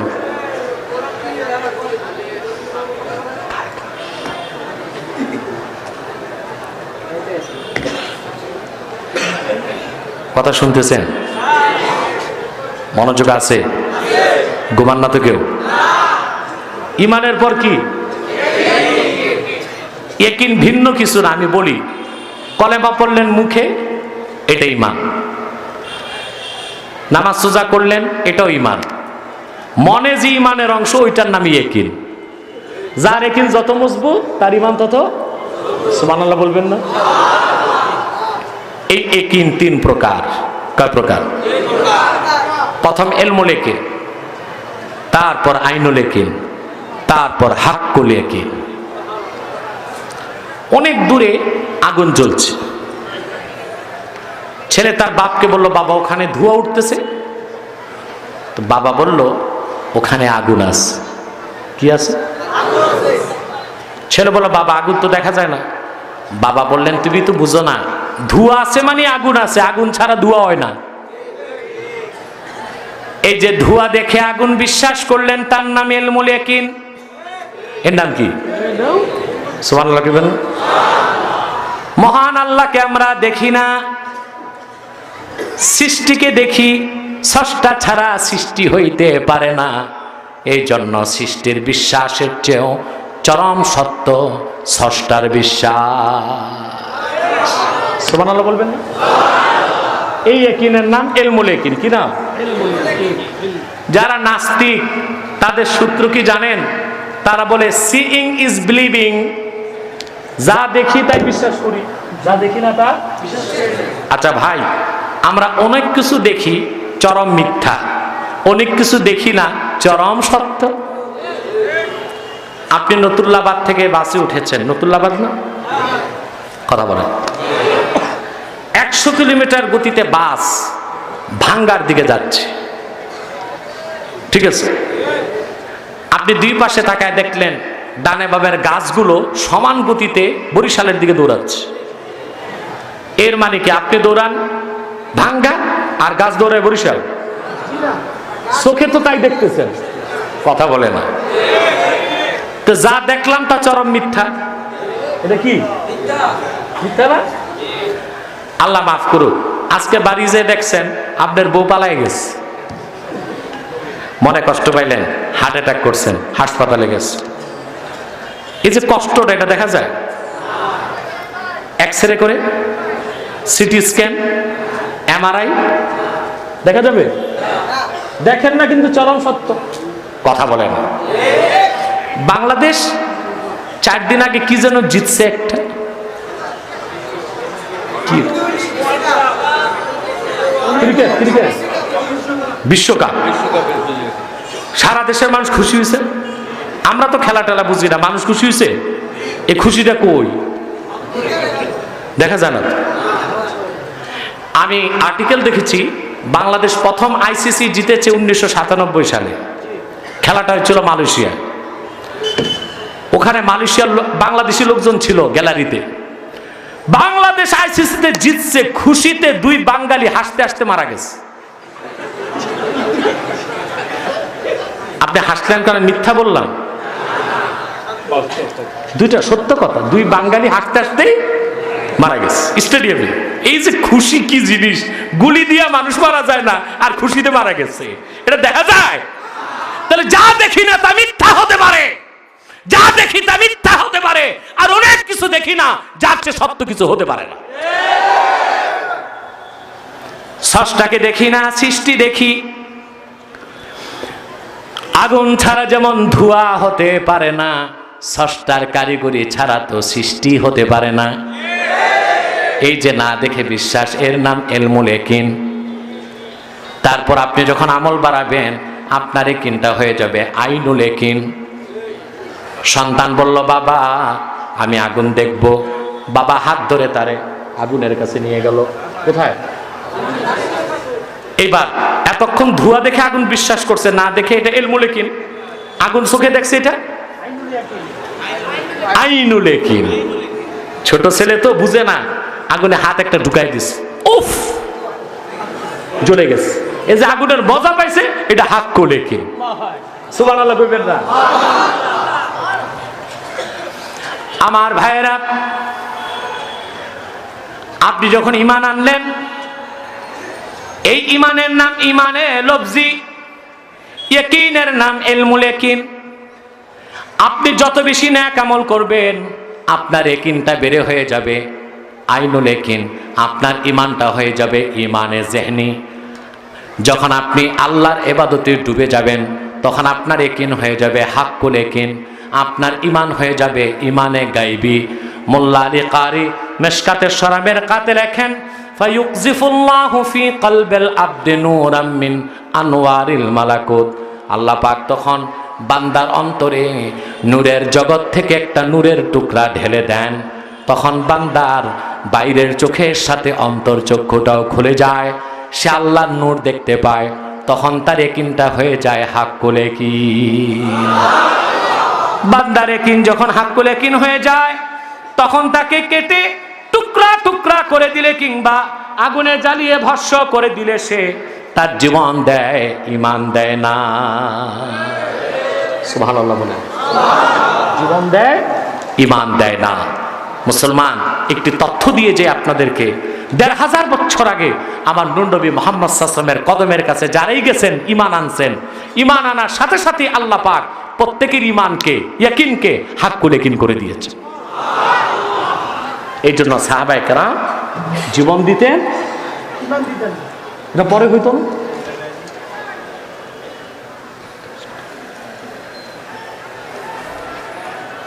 সম্মানিত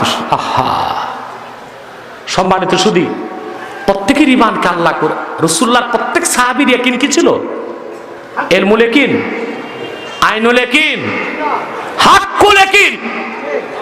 সেজন্য ইসলামের ইতিহাস সাক্ষী সাহাবায়ে কেরামকে নির্যাতন করা হতো, নিপীড়ন করা হতো, আসহাবে কেরাম জীবন দিতেন, ইমান দিতেন না। আর আজকে আমরা ইমান দেই, জীবন রাখি, কয়েকশো টাকা ইমান বিক্রি করে ফেলি, ঠিক কিনা? আমাদের ইমান যে কতটুকু মজবুত ওটা নির্বাচনের সময় বোঝা যায়। এক একজন মুসলমান বিক্রি হয় ৮০০, ৯০০, ১০০০ টাকা নাকি? কোরবানির সময় হাটে দেখবেন বকরির দাম হয় ৭,০০০, ৮,০০০ টাকা, আর নির্বাচনের রাতে ভোটারের মূল্য হয় আমার দেশে ১,০০০ টাকা, ১,২০০ টাকা। আমাদের স্থানটা বকরি ভেড়ার চেয়ে নিচে নামছে, ঠিক কিনা চেয়ারম্যান সাহেব?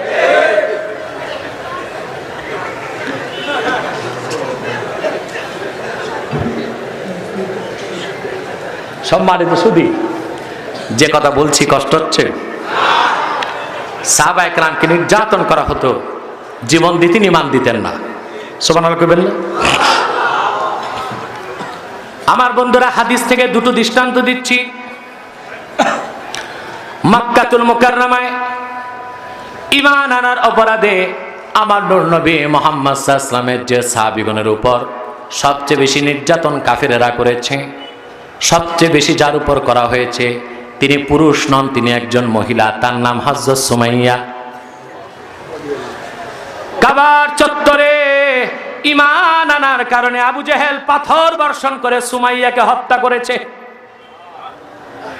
ইসলামের ইতিহাসে প্রথম শহীদ কোন পুরুষ নন, তিনি একজন নারী, তিনি হযরত সুমাইয়া। তারপর সবচেয়ে বেশি নির্যাতন হয়েছে তার স্বামী হযরত ইয়াসিরের উপর। তারপর সবচেয়ে বেশি নির্যাতন হয়েছে যার উপর, তিনি হলেন তাদেরই সন্তান হযরত আম্মার বিন ইয়াসির। হাদিস সাক্ষী, হযরত আম্মারকে প্রতিদিন আবু জেহেল নিপীড়ন করত, নির্যাতন করত। একদিন বিরক্ত হয়ে আবু জেহেল হযরত আম্মারের শরীরে আগুন ধরায় দিল। দাউ দাউ করে আগুন জ্বলছে। বাঁচার জন্য, পানির জন্য হযরত আম্মার মরুভূমির মধ্যে দৌড়াচ্ছেন। কোনো পানি নাই, কেউ তারে পানি এনে দেয় না আবু জেহেলের ভয়তে। খবরটি চলে গেল রাহমাতুল লিল আলামিন আমার নূর নবী সাল্লাল্লাহু আলাইহি ওয়াসাল্লামের কানে।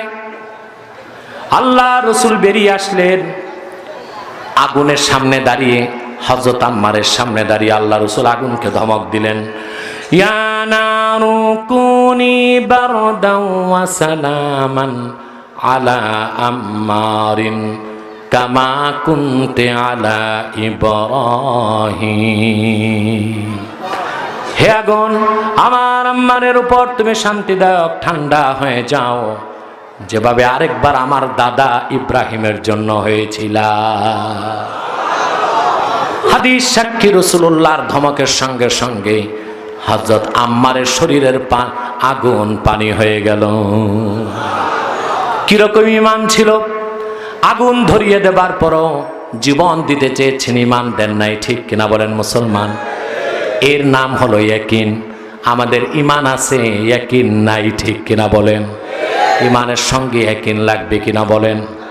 জোরে বলেন, লাগবে কিনা? ঈমানের দাবি করা সহজ, ঈমানের দাবিতে সত্যবাদী হওয়া কঠিন, ঠিক কিনা বলেন? বুঝতেছেন? মাথায় ঢুকে কথা বলেন। সব সময় কোরআন হাদিস থেকে কথা শুনবেন, কেচ্ছা কাহিনী এগুলোতে কোনো লাভ নাই। আছে? আমি বলেছি, সবসময় বলি, কমিটিকে আজও বলেছি, আমি যদি নাও আসতে পারি কখনো এই মাঠে কোনো গায়ক বক্তা আনবেন না, এমন আলেম আনতে হবে কোরআন থেকে যারা তাফসীর করতে পারে, ঠিক কিনা? গল্প গুজব, কেচ্ছা কাহিনী আর কান্দা কাটিতে কোনো লাভ নাই। আছে? কোরআন থেকে কথা শুনবেন, প্রতি অক্ষরে আল্লাহ পাক 10টি করে নাকি দান করেন, ঠিক কিনা? আরেকটি দৃষ্টান্ত দিচ্ছি ভাইরা, সহিহ বুখারী 2য় খণ্ডের হাদিস। মুতার প্রান্তরে যুদ্ধ হবে, 3.5 লক্ষ রোমক সৈন্য এসেছে, তাদের মোকাবেলায় আমার রাসূল মাত্র 3000 সাহাবী পাঠালেন। চিন্তা করেন, কোথায় 3.5 লক্ষ সৈন্য আর কোথায় মাত্র 3000 মুসলমান। বিদায় বেলা আল্লাহর হাবিব বলে দিলেন, 3000 সাহাবীর সেনাপতির দায়িত্ব দেওয়া হলো যায়েদ ইবনুল হারেসাকে। যদি যায়েদ শহীদ হয়ে যায়, দায়িত্ব পালন করবে আব্দুল্লাহ ইবনে রাওয়াহা।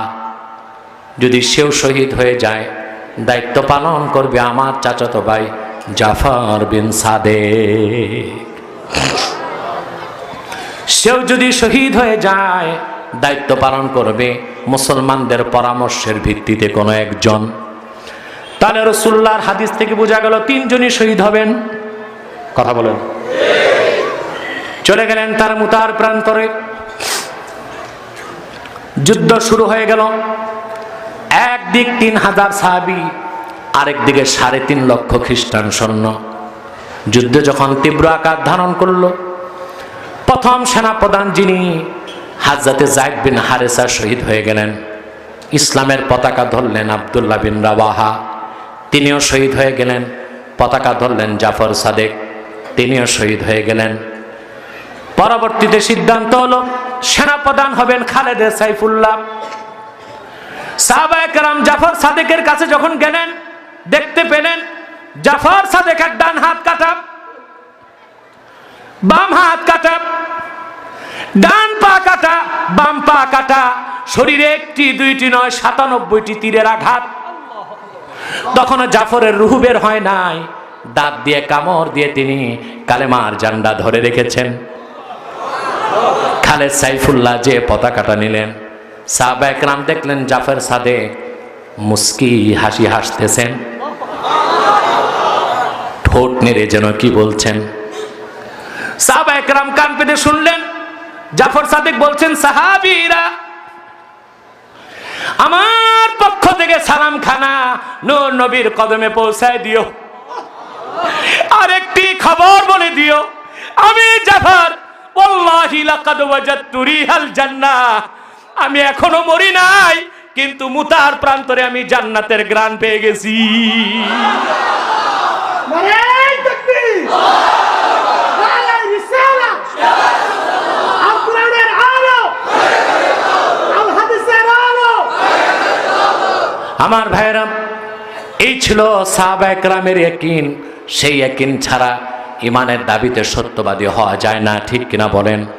সেজন্য আল্লাহ পাক বলেছেন, ইন্নামাল মুমিনুনা আল্লাযীনা আমানু বিল্লাহি ওয়া রাসূলিহি সুম্মা লাম ইয়ারতাবু ওয়া জাহাদু বিআমওয়ালিহিম ওয়া আনফুসিহিম ফি সাবিলিল্লাহি উলাইকা হুমুস সাদিকুন।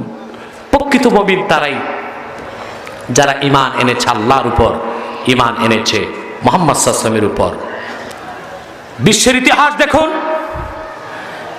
এই আমেরিকাতে 1991 সালে এক মার্কিন নাগরিক বিড়াল হত্যা করেছিল।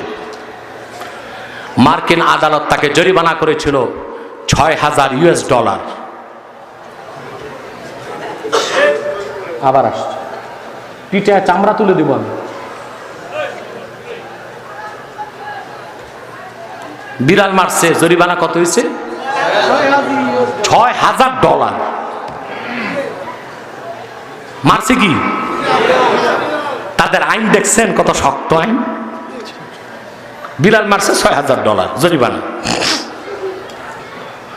অথচ ইতিহাস সাক্ষী, সেই যুক্তরাষ্ট্রের সন্ত্রাসী প্রেসিডেন্ট বুশ 2,500 বছরের ইতিহাস ঐতিহ্যের লালন ভূমি আমার গাউসে পাক আব্দুল কাদের জিলানীর পদধন্য বাগদাদে 1991 সালে হামলা করে 18 লক্ষ মুসলমানকে হত্যা করেছে।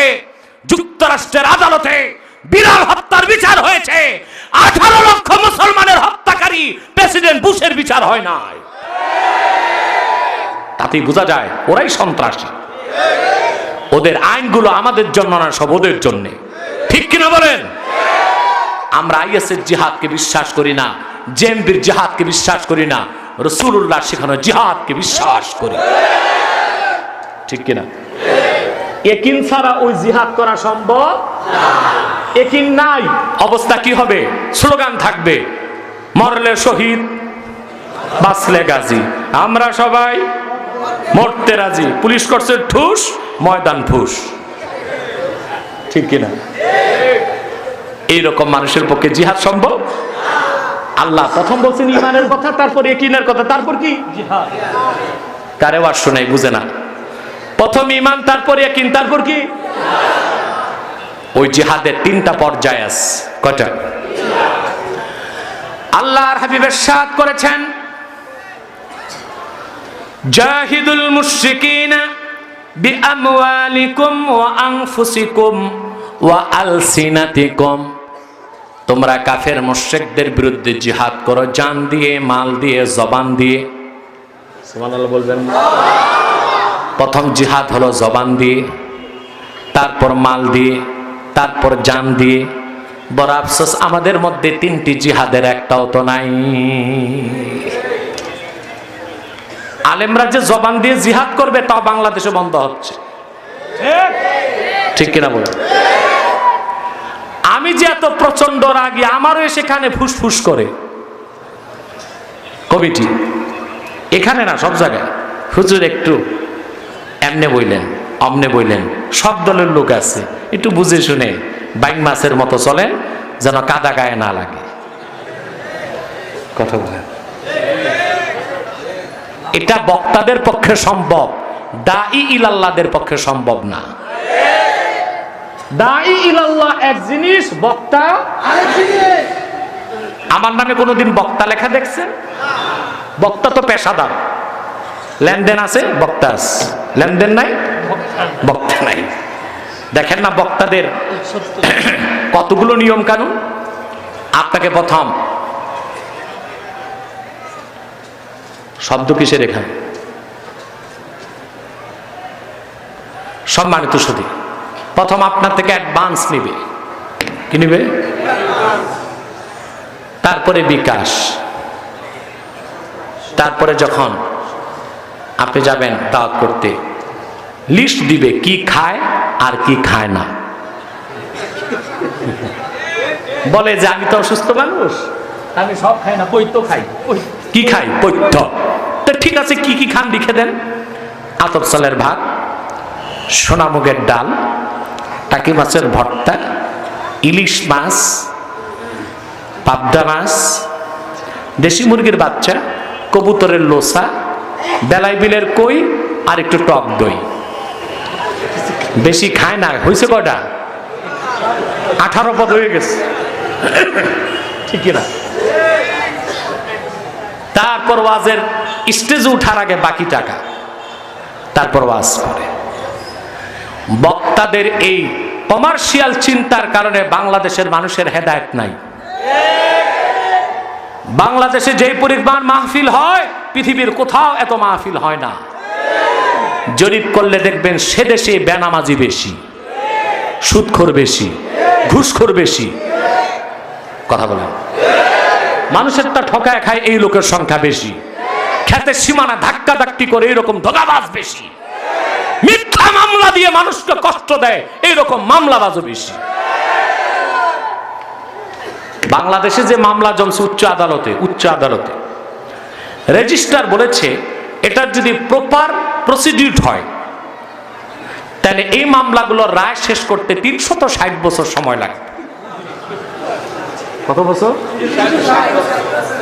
আপনি যে দেখেন শতকরা 80টা মামলার বাদীও মুসলমান, বিবাদীও ওরা তো একজন মিথ্যাবাদী একজন সত্যবাদী। কথা বলেন, এটা মুসলমানের কাজ। এত ওয়াজের পর হেদায়েত নাই কেন? যা দেখতেছেন ওটা ওয়াজ না, ওটা আওয়াজ, আর বক্তার নিয়তে গড়বড়। ঠিক কিনা? তাহলে সবচেয়ে প্রথম জিহাদ কি? জবান। আমি আলেমদেরকে বলবো কমিটির কথায় কান দিবেন না। কোথাও কমিটি বলবে একটু এমন ওয়াজ করেন মানুষ যেন কান্দে, আবার এমন ওয়াজ করেন কোথাও বলবে শুধু হাসান। কিছুদিন পর শুনবেন বক্তাকে বলবে এমন ওয়াজ করেন সামনে কানবে কিছু লোক হাসবে। এই ঘটনা ঘটছিল বাদশাহ আকবরের যুগে। এক রসিক মৌলবী ছিল, তার নাম মোল্লা দো পিয়াজা। কি নাম? রাজা বলছে তুমি এমন ভাবে বক্তব্য রাখবা যেন কিছু লোক হাসে কিছু লোক কান্দে। কয় ঠিক আছে, আমারে মাঠের মাঝখানে স্টেজ বানাই দিতে হবে। কয় ঠিক আছে, বানাই দিব। মাঠের মাঝখানে দাঁড়ায়া অর্ধেক লোক সামনে অর্ধেক পিছে। সামনে সে বয়ান করতেছে, কবরে সব কাঁদতেছে, আর পিছনে কাপড় উঠাইতে লাগছে, সব হাসতেছে। মিয়া, বক্তাদের সেন্সর করা বন্ধ করো। আল্লাহর কোরআনে যা আছে তাই বলতে দিতে হবে, রাসূলুল্লাহর হাদিসে যা আছে তাই বলতে দিতে হবে। এটা আলেমের জন্য জবানের জিহাদ, সেই জিহাদ বন্ধ করা যেতে পারে না। তোমাদের দেশের মানুষের কথায় ওয়াজ করলে সাবজেক্ট থাকবে না। সুদখোর বলবে ঘুষের ওয়াজ করেন, সুদ বাদ। ঘুষখোর বলবে সুদের টাকা ঘুষ বাদ। যে পর্দা করে না একটু নামাজের বয়ান করেন, যে নামাজ পড়ে পর্দা করে না একটু পর্দার বয়ান করেন। বেটা, তোমার মন মতো ওয়াজ হবে না, আল্লাহর নির্দেশে ওয়াজ হবে। কে রাজি কে বেরাজি তা দেখার সুযোগ নাই। নানা জনের নানা মত শুনলে কাজ হবে না বেকাজ হবে। দাদা নাতি গাধা রওনা দিচ্ছে, তো দাদা গাধার পিঠে উঠছে, নাতি রশি টানতেছে। এক বাজারে যাওয়ার পর কিছু লোক কয় দাদাটাই আসল গাধা, নাতি হাতে আর নিজে বসে আছে। দাদা কয় কথা তো ঠিক, নাতি বাচ্চা মানুষ। দাদা গাধা থেকে নেমে নাতিরে বসেছে। এখন গাদার পিঠে নাতি, দাদা হাঁটে। কিছু দূর যাওয়ার পর আরেক বাজারের লোক কয় নাতিটা বিশ্ব বেয়াদব, নিজে গাদার পিঠে চড়তেছে আর দাদা হাঁটতেছে। নাতি কয় দাদা কথা তো এটাও ঠিক। তো নাতিও নামছে। এখন তিনজন হাঁটে, দাদা গাদা নাতি হাঁটতেছে। আরেক বাজারে যাওয়ার পর আরেক দল লোক কয় গাদা দেখছি জীবনে এমন গাদা দেখি নাই, গাদার পিঠ খালি, দাদা নাতি হাঁটে। এবার কত ঠিক আছে, আমরা এক কাজ করি, দুজন গাদার পিঠে উঠি। দুর্বল গাদা, দাদাও উঠছে নাতি উঠছে, গাদার পা ভেঙে গেছে।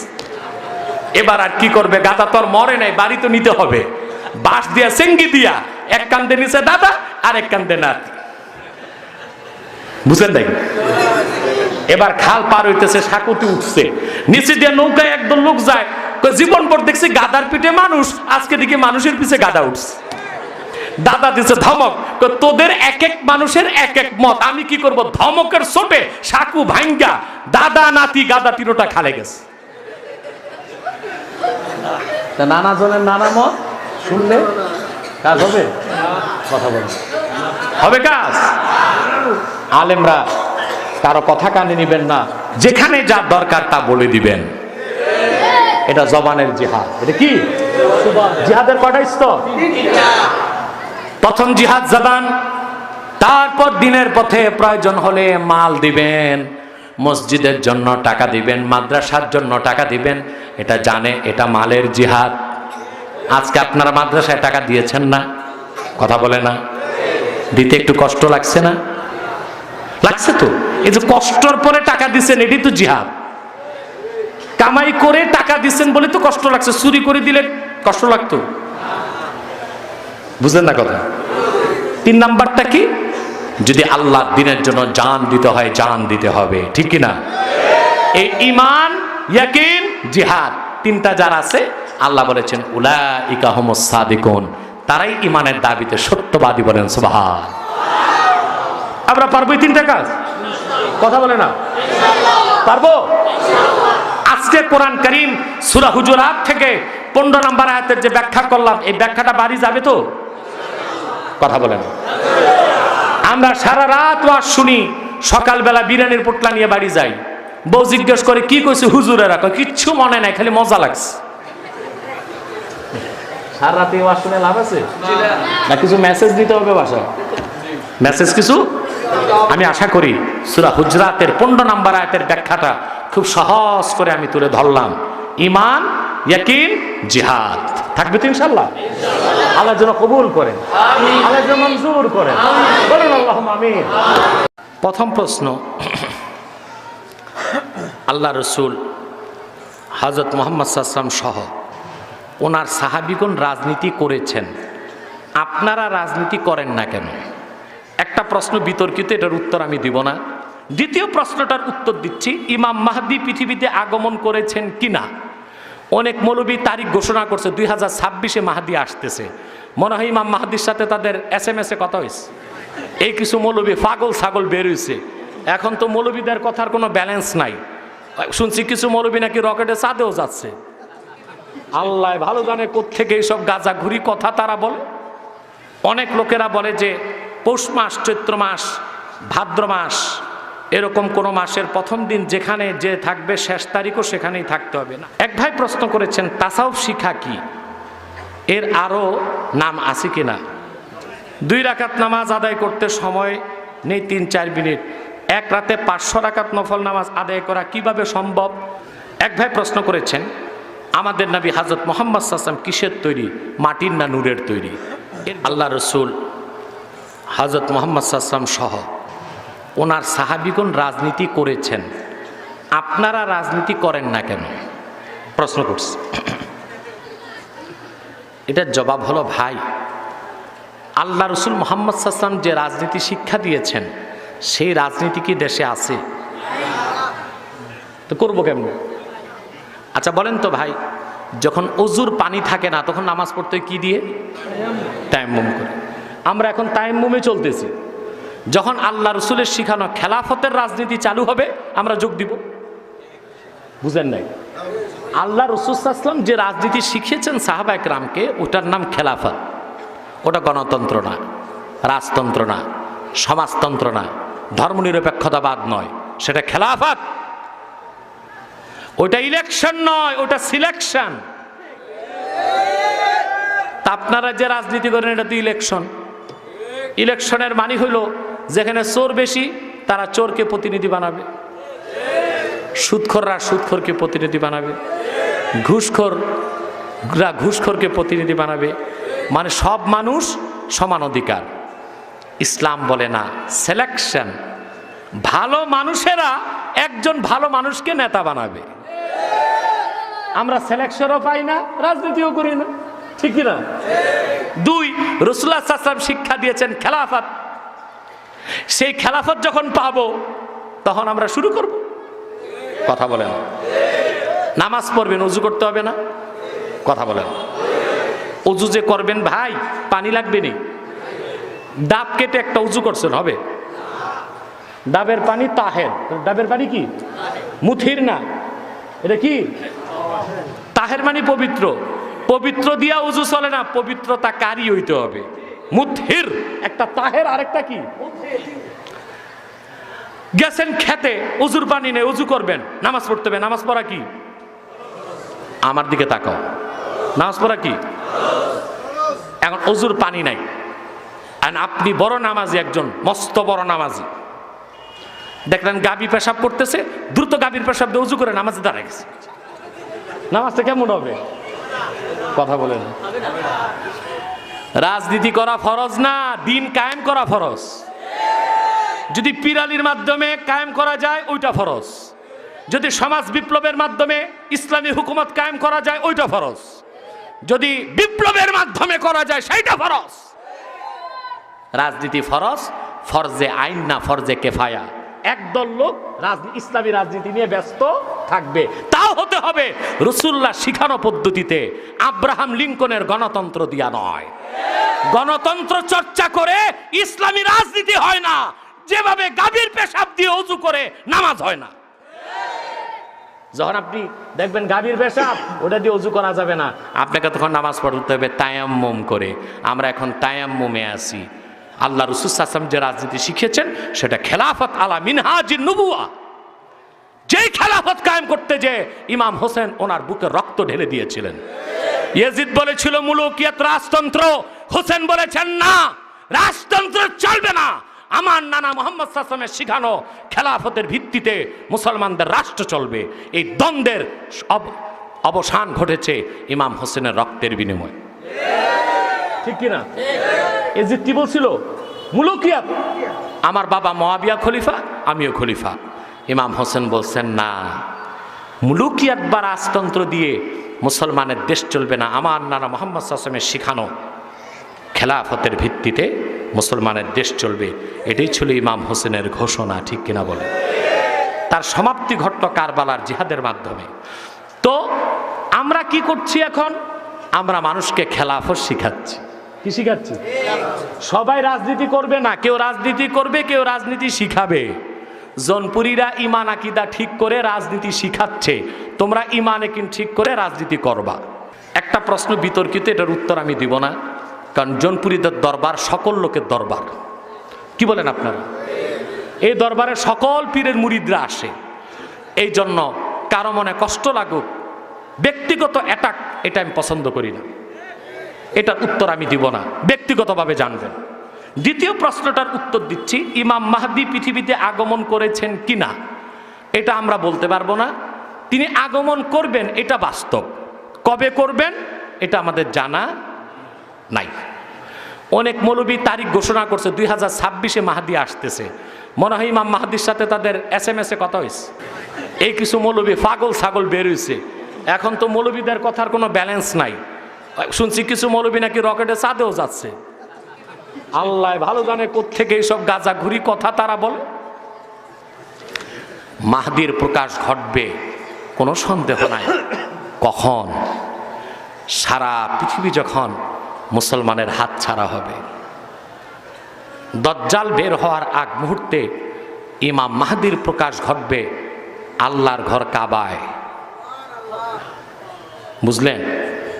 হযরত মাহদী, ওনার বর্ণনা আসছে, ওনার 2 হাত হাঁটু পর্যন্ত লম্বা হবে। বুঝলেন? ওনাকে পাওয়ার পর প্রথম অবস্থাতে 70,000 হাজি বয়াত নেবে। ওটা কিসের বয়াত? জিহাদের বয়াত। ইমাম মাহদী বের হবেন, যুদ্ধে পরাজয় ঘটবে, শতকরা 90 জন শহীদ হয়ে যাবে। প্রতিটা যুদ্ধে মুসলমান পরাজয় বরণ করতে করতে এমন অবস্থায় দজ্জাল বের হবে। দজ্জাল সারা পৃথিবী দখল করতে করতে আরবের দিকে যাবে। জাজিরাতুল আরবে ঢুকতে পারবে না, এর বাইরে পর্যন্ত থাকবে।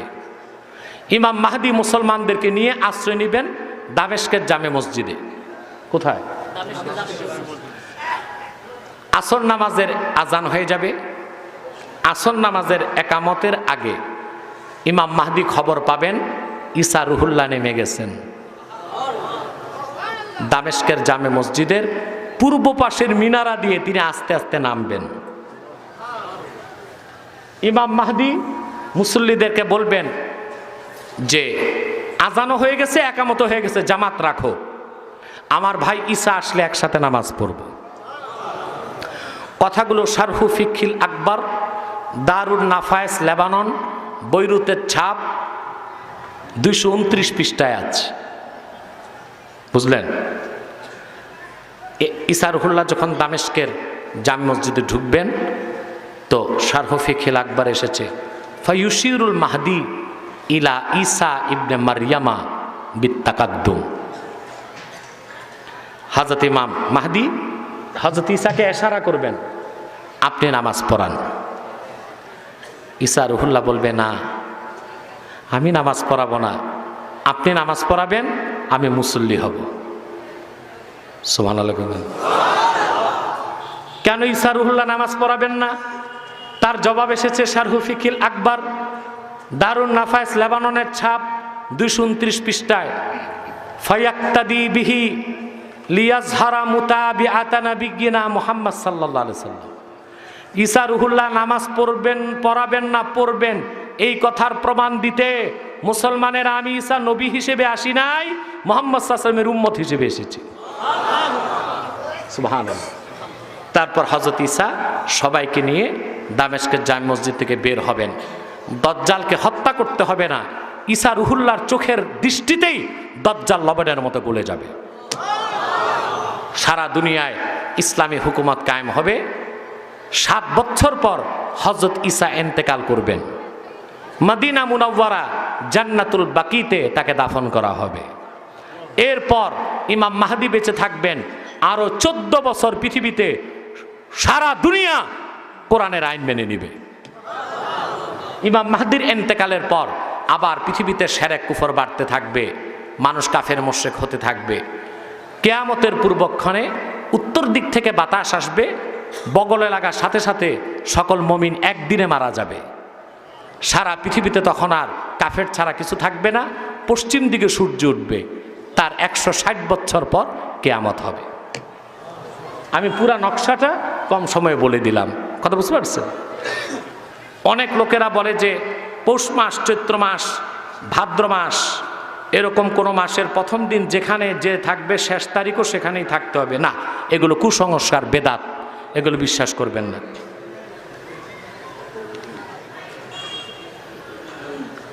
এক ভাই প্রশ্ন করেছেন তাসাউফ শিক্ষা কি, এর আরো নাম আছে কিনা? জি, ইলমুত তাসাব্বুফ শিক্ষা করা ফরজ। ফতোয়া স্বামীতে এসছে, এটা ফরজে আইন। কতটুক? তাসাউফের সাথে 20টা জিনিসের সম্পর্ক, যে 20টার মহলেকাত 10টা, মুনজিআত 10টা। এই 20টা জিনিস জানতে যতটুকু ইলম দরকার ততটুক তাসাউফ শিক্ষা করা ফরজ। এই তাসাউফ শিক্ষা করার জন্য আল্লাহওয়ালা হক্কানি পীরের কাছে যেতেই হবে আপনাকে, ওয়াজিব। এটা কি কথা বলে না? ওয়াজিব হক্কানি পীরের কাছে যাওয়া, না গেলে আপনি তাসাউফ শিখতে পারবেন। বড় সমস্যা, হক্কানি পীর খুঁজে পাওয়া তো মুশকিল, ঠিক না? দেখতে খুব সুন্দর হক্কানি লাগে, চিনতে তো মুশকিল। আপনাদের বড় নেয়ামত যে কারামতুল জনপুর রহমতুল্লাহর আওলাদদেরকে আপনারা পেয়েছেন, কিন্তু মনে কষ্ট নেবেন না, দায়িত্ব পালন করতে কিন্তু পারেন না আপনারা। পীরের প্রতি কতটুকু আদব রাখতে হয় এই জ্ঞানটা আপনাদের নাই। যে আপনার পীর হবে, শেখ হবে, তার প্রতিটি হুকুম মানা আপনার উপর ফরজ। আপনার শিক্ষক পীরের হুকুমের বাইরে আপনার মতকে চাপায় দিবেন, আপনি বড় মাতবর সর্দার, ইহকালও শেষ আপনার, পরকালও শেষ। পীরকে মানতে হবে, তার প্রতিটি হুকুম যা শরীয়ত সম্মত তা মানা আপনার উপর ফরজ। মানে কি ফরজ? আল্লাহ তাআলা কোরআনে বলেছেন, আতিউল্লাহ ওয়া আতিউর রাসূল ওয়া উলিল আমরি মিনকুম। আল্লাহর আনুগত্য করো, মুহাম্মদ সাল্লাল্লাহু আলাইহি ওয়াসাল্লামের আনুগত্য করো। মুহাম্মদ সাল্লাল্লাহু আলাইহি ওয়াসাল্লামের উম্মতের মধ্যে যারা উলিল আমর, আই উলিল ইলমে ওয়াল ফিকহে, পীর মাশায়েখ, তাদের আনুগত্য করো। আপনারা সেই আদব রক্ষা করতে পারেন, ঠিক কিনা? আপনাদের সৌভাগ্য এবং কিসমত, জনপুরীদের খেদমত আপনাদের এলাকায় অনেক বেশি, ঠিক কিনা? সারা বরিশালে, শুধু বরিশাল না, বাংলাদেশ, বিহার, আসাম, 3টা জায়গা আবাদ করেছেন কারামতুল জনপুর রহমতুল্লাহ। সুবহানাল্লাহ বলবেন। ওনাকে শুধু পীর মনে করবেন না, সুবহানাল্লাহ, উনি যুগের মহানায়ক। যার হাতে একজন দুইজন নয়, 2 কোটি লোক ইসলাম গ্রহণ করে মুসলমান হয়েছে। সহজ কথা। হযরত গাউসে পাকের হাতে 90,000 লোক মুসলমান হয়েছে। মঈনুদ্দিন চিশতির হাতে 1 কোটি, কারামত আলী জৌনপুর রহমতুল্লাহর হাতে 2 কোটি লোক মুসলমান হয়েছে। এত রুহানি ক্ষমতা আল্লাহ তাকে দান করেছিলেন। কারামত আলী জৌনপুর রহমতুল্লাহ সৈয়দ আহমদ বেরেলী রহমতুল্লাহর কাছে যখন মুরিদ হইতে গেলেন, জৌনপুর থেকে রায়বেরেলী 88 কিলোমিটার দূরে। কত দূরে? দুটোটা ইউপিতে। কোথায়? ইউপিতে। একটা জৌনপুর আর একটা রায়বেরেলী, 88 কিলোমিটার দূরে। কারামত আলী জৌনপুর রহমতুল্লাহর বয়স তখনও পুরাপুরি 25 হয় নাই। তিনি যে দেখেন সৈয়দ আহমদ বেরেলী রহমতুল্লাহর কাছে বসে আছেন নূর মোহাম্মদ ঝানজানবি, যার মুরিদ এমদাদুল্লাহ মহাজের মক্কি, যার মুরিদ মাওলানা আশরাফ আলী থানবী এবং বড় বড় দেওবন্দের মাশায়েখরা।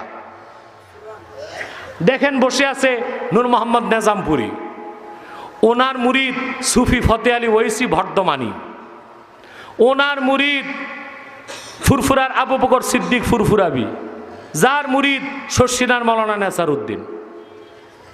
যে দেখেন ওখানে বসে আছে ইসমাইল শহীদ। কারামত আলী জৌনপুর রহমতুল্লাহ যে দেখেন কেউ সৈয়দ আহমদ বেরেলীর খেদমতে 10 বছর, কেউ 12 বছর, কেউ 18 বছর সালেক হইতে পারতেছে না। কারামত আলী জৌনপুরি যাওয়ার পর 8 দিনের মাথায় মাত্র সৈয়দ আহমদ বেরেলী ডাক দিয়া খেলাফত দিয়ে দিলেন। বলেন, কারামত আলী আমার কাছে যা ছিল সব দিছি, এবার তুমি বাড়ি যাও। কারামত আলী জৌনপুরি বললেন, হুজুর আমি আরো থাকতে চাই। তিনি আরো 10 দিনের অনুমতি দিলেন। 18 দিন পর তিনি যখন জৌনপুর আসলেন, খবর হলো সৈয়দ আহমদ বেরেলী জিহাদে যাবেন। কারামত আলী জৌনপুর রহমতুল্লাহ বলেন, আমিও যাব। তিনি বলেছেন, না, সবাই যাবে, তোমার জিহাদের দায়িত্ব আমি দিলাম বাঙ্গালে। বিয়ে করে তিনি নতুন স্ত্রী নিয়ে জৌনপুর থেকে রওনা দিলেন। বজরাতে বাংলাদেশ ঢুকলেন। 18 দিনের তাবাজ্জু নিয়ে আসলেন। 18 বছর পর জৌনপুর ফিরে গেলেন। মাঝখানে আর 1 দিনের জন্য জৌনপুর যান নাই। 18 বছরে 1 কোটি লোক মুসলমান হয়ে গেছে। সুবহানাল্লাহ। তারপরে আবার চলে আসলেন জৌনপুর থেকে। প্রায় 55 বছর এদেশে ইসলামের দাওয়াত দিলেন। ওনাকে বাদ দিলে বাংলাদেশ চিন্তা করা যায় না। এদেশে ইসলাম ও মুসলমান হওয়ার, ইসলামের আগমন, ইসলামের প্রচার প্রসার বা মুসলমানের অস্তিত্বকে কল্পনাই করা যাবে না। কারণ ওনার আগমনের কারণে এদেশে মুসলমান বেড়েছে। মুসলমান বাড়াতেই এটা 47-এ পাকিস্তানের অংশ হয়েছে। আর সে কারণে 71-এ বাংলাদেশ হয়েছে। যে উনি না আসতেন হিন্দুর সংখ্যা বেশি থাকতো। কথা বলেন। আরে ভাই, এই যে দেশ ভাগ হয়েছে কেন জানো? 2 নেশন থিওরি, দ্বিজাতি তত্ত্বের ভিত্তিতে। ইংরেজরা যখন 1757 সালে ঢুকলো, 190 বছর পরে দেশে মুসলমান ঝাড়ু দিয়ে পিঠে তাদের ভাগাইছে। পালানোর সময় 3টা দল মিটিংয়ে বসলো, ইংরেজ, কংগ্রেস, মুসলিম লীগ। তখন সিদ্ধান্ত হলো যে ভূখণ্ডে মুসলমান বেশি তা হবে পাকিস্তান, যে ভূখণ্ডে হিন্দু বেশি তা হবে হিন্দুস্তান। এটাকেই রাষ্ট্রবিজ্ঞানে লেখা আছে 2 নেশন থিওরি বা দ্বিজাতি তত্ত্ব। 1757 সালে ইংরেজরা যখন বাংলাদেশে আসছে, তখন তারা দেখেছে বাংলাদেশে মুসলমান 30%, হিন্দু 70%। আর 1873 সালে কারামত আলী জৌনপুর রহমতুল্লাহর ইন্তেকালের পর 1875 সালে দ্বিতীয় জরিপে দেখা গেল বাংলাদেশে 70% মুসলমান, হিন্দু 30%। হ্যাঁ, মুসলমান 70%, হিন্দু 30%। ব্রিটেন থেকে রানী কলকাতার লর্ডকে শোকজ করেছে, যা শত শত খ্রিস্টান মিশনারি ধর্মের দাওয়াত দিচ্ছে, কেউ তো খ্রিস্টান হলোই না, বরং সনাতন ধর্মের লক্ষ লক্ষ হিন্দু মুসলমান হয়েছে। তার কারণ কি? 2 রাকাত নামাজ আদায় করতে সময় নেই 3-4 মিনিট, এক রাতে 500 রাকাত নফল নামাজ আদায় করা কিভাবে সম্ভব? এটা তোমার পক্ষে সম্ভব না, আল্লাহর ওলিদের পক্ষে সম্ভব। কিভাবে সম্ভব আমি বলে দিই। আমরা সময়ের পিছে চলি, সময়ের কথা বলেন, আমরা সময়ের, আর আল্লাহর ওলিগণ সময়কে পার করে চলে। ইবনু হাজার আসকালানি রহমতুল্লাহ প্রতিদিন গড়ে 57 পৃষ্ঠা কিতাব লিখতেন। কত? আমি আপনি তো 57 পৃষ্ঠা পড়তেও পারি না, ওটা কিভাবে সম্ভব ছিল? ইবনু হাজার আসকালানি গড়ে 57 পৃষ্ঠা লিখতেন কিতাব। তো পড়তেন কখন? নামাজ পড়তেন কখন? রোজা রাখতেন কখন? আর কাজ করতেন কখন? আল্লাহর ওলিগণ তাসাউফ চর্চার মাধ্যমে সময়ের উপর নিয়ন্ত্রণ করতে পারেন, তখন তাদের দ্বারা অনেক কিছু হয় যা আমাদের দ্বারা সম্ভব নয়। কথা বুঝতে পারছেন? আর কি প্রশ্ন? এক ভাই প্রশ্ন করেছেন, আমাদের নবী হযরত মুহাম্মদ সাল্লাল্লাহু আলাইহি ওয়াসাল্লাম কিসের তৈরি, মাটির না নূরের তৈরি? এর জবাব তো মনে আগেও পেয়েছেন আমার কাছে, পাইছেন না? দেখুন, আমরা বলি আল্লাহ রসুল মুহাম্মদ সাল্লাল্লাহু আলাইহি ওয়াসাল্লাম মানুষ, তবে আমাদের মতো সাধারণ মানুষ বলা যাবে না। আল্লাহ রসুল মুহাম্মদ সাল্লাল্লাহু আলাইহি ওয়াসাল্লামের মাথার তালু থেকে পায়ের তালু পর্যন্ত পুরাটাই নূর ছিল। এই জন্য আল্লাহ রসুল সাল্লাল্লাহু আলাইহি ওয়াসাল্লাম থেকে নূর বের হইত। তিরমিজি 2য় খণ্ড শামাইল তিরমিজিতে এসছে, ইদা তাকাল্লামা রুইয়া কান নূর ইয়াখরুজু মিন বাইনি সানায়া। মুহাম্মদ সাল্লাল্লাহু আলাইহি ওয়াসাল্লাম যখন কথা বলতেন বেহেশতের হাসি হাসতেন, যখন হাসতেন 2 দাঁতের মাঝখান থেকে নূর বের হয়ে যেত। বুখারী 2য় খণ্ড 910 পৃষ্ঠার হাদিস। আনাস বিন মালিক বলেন, আল্লাহ রসুলকে দেখলাম খালেদ সাইফুল্লাহর জন্য দোয়াতে হাত তুলছেন। হাত্তা রাআইতু বায়াদা ইবতাইহে, রসুল্লাহ যখন হাত তুলছেন আমি আনাস আল্লাহ রসুলের 2 বগলে নূরের চমক দেখতে পেলাম। আপনার আমার বগলে কি অবস্থা? আফ্রিকার জঙ্গল হয়ে আছে, আর রাসূলুল্লাহ সাল্লাল্লাহু আলাইহি ওয়াসাল্লামের বগল থেকে নূর বের হইতো। সুবহানাল্লাহ। দালাইলুন নবুয়াত 1ম খণ্ড 78 পৃষ্ঠা, হাদিসটি বুখারী সহ 10 জন রিওয়ায়াত করেছেন। ওয়ানিল ইরবাজ ইবনে সারিয়াতা আন্নাহু ক্বাল সামি'তু রাসূলুল্লাহ সাল্লাল্লাহু আলাইহি ওয়াসাল্লাম ইয়াকুল ইন্নী আবদুল্লাহি ওয়া খাতামুন নাবিয়্যিন ওয়া ইন্না আদামা লামুনজাদিলুন ফি তিনাতিহি ওয়া ফিহা আখিরুল হাদিস আন্না উম্মা রাসূলিল্লাহি সাল্লাল্লাহু আলাইহি ওয়াসাল্লাম রাআত হিনা ওয়াদাআতহু নূরান আদাআত লাহু কুসুরুশ শাম। আল্লাহ রাসূল মুহাম্মদ সাল্লাল্লাহু আলাইহি ওয়াসাল্লাম যখন ১৫০০ বছর আগে হযরত আমেনার নূরময় রেহেম থেকে মা আমেনার ঘর মক্কায় তাশরিফ নিয়ে এসেছেন, মা আমেনা দেখেছেন আল্লাহ হাবিব মুহাম্মদ সাল্লাল্লাহু আলাইহি ওয়াসাল্লাম থেকে একটা নূর বের হয়েছে, যে নূরের আলোতে মা আমেনা মক্কা থেকে শত শত মাইল দূর শাম দেশের প্রাসাদগুলো উজ্জ্বল হতে দেখেছেন। দালাইলুন নবুয়াত 1ম খণ্ড 90 পৃষ্ঠার হাদিস। হযরত আব্দুল্লাহ বিয়ের আগে একদিন কাবার পাশ দিয়ে হেঁটে যাচ্ছেন, কিছু মহিলা বসে আছে। এক মহিলা যুবতীদেরকে বলল, ইয়া নিসা কুরাইশ আইয়াতুকুন্না তাতাযাওয়াজু হাযাল ফাতা ফাতাসতাদুন নূর আল্লাযী বাইনা আইনাই। এক মহিলা মেয়েদেরকে বলল, মেয়েরা তোমাদের মধ্যে এমন কে আছো আব্দুল্লাহর কাছে বিয়ে বসে আব্দুল্লাহর 2 কপালের মাঝখানে নূরটা নিয়ে নিবা? বুঝো নাই? মেয়েরা বলল, আব্দুল্লাহর নূর কোথায়? বলে, তাকায় দেখো আব্দুল্লাহর কপালে 2 চোখের মাঝখানে নূর দেখা যায়। কিছুদিন পর আব্দুল্লাহর বিয়ে হলো মা আমেনার সাথে। বিয়ের পর আর আব্দুল্লাহর কপালে নূর দেখা যায় নাই, কারণ সে নূরটা ছিল নূরে মুহাম্মাদি সাল্লাল্লাহু আলাইহি ওয়াসাল্লাম। কথা বুঝতে পারছেন? আমরা আল্লাহ রসুল মুহাম্মদ সাল্লাল্লাহু আলাইহি ওয়াসাল্লামের নূরকে বিশ্বাস করি, তবে আমরা আহলে সুন্নাত বলি আল্লাহ রসুল মুহাম্মদ সাল্লাল্লাহু আলাইহি ওয়াসাল্লামের নূর খালকি নূর, খালেক হলেন আল্লাহ, সৃষ্টি নূর, স্রষ্টাকে আল্লাহ। জাতি নূর আমরা বলি না, এটা বলে শিরক হবে, কারণ লাম ইয়ালিদ ওয়া লাম ইউলাদ। আল্লাহ নিজের জাত থেকে কাউকে বানান নাই, নিজ অন্যের জাত থেকে হন নাই। আল্লাহ রসুল মুহাম্মদ সাল্লাল্লাহু আলাইহি ওয়াসাল্লামের নূরের ব্যাপারে অসংখ্য সহিহ হাদিসের মূল কিতাব থেকে আমি বের করে রেখেছি। আপনাদের যারা ওই বড় বড় হাদিসের পড়ার সুযোগ নাই, তারা মরহুম মাওলানা আশরাফ আলী থানবী রহমতুল্লাহর একটা কিতাব পড়বেন, নাশরুত্তিব ফি জিক্রিন নবীল হাবিব। এই কিতাবে মাওলানা থানবী আল্লাহ রসুল মুহাম্মদ সাল্লাল্লাহু আলাইহি ওয়াসাল্লামের নূরে মুহাম্মদীর ব্যাপারে 5টা হাদিস এক করেছেন। আল্লাহ আমাদের বুঝার তৌফিক দান করুক, বলুন আল্লাহুম্মা আমিন।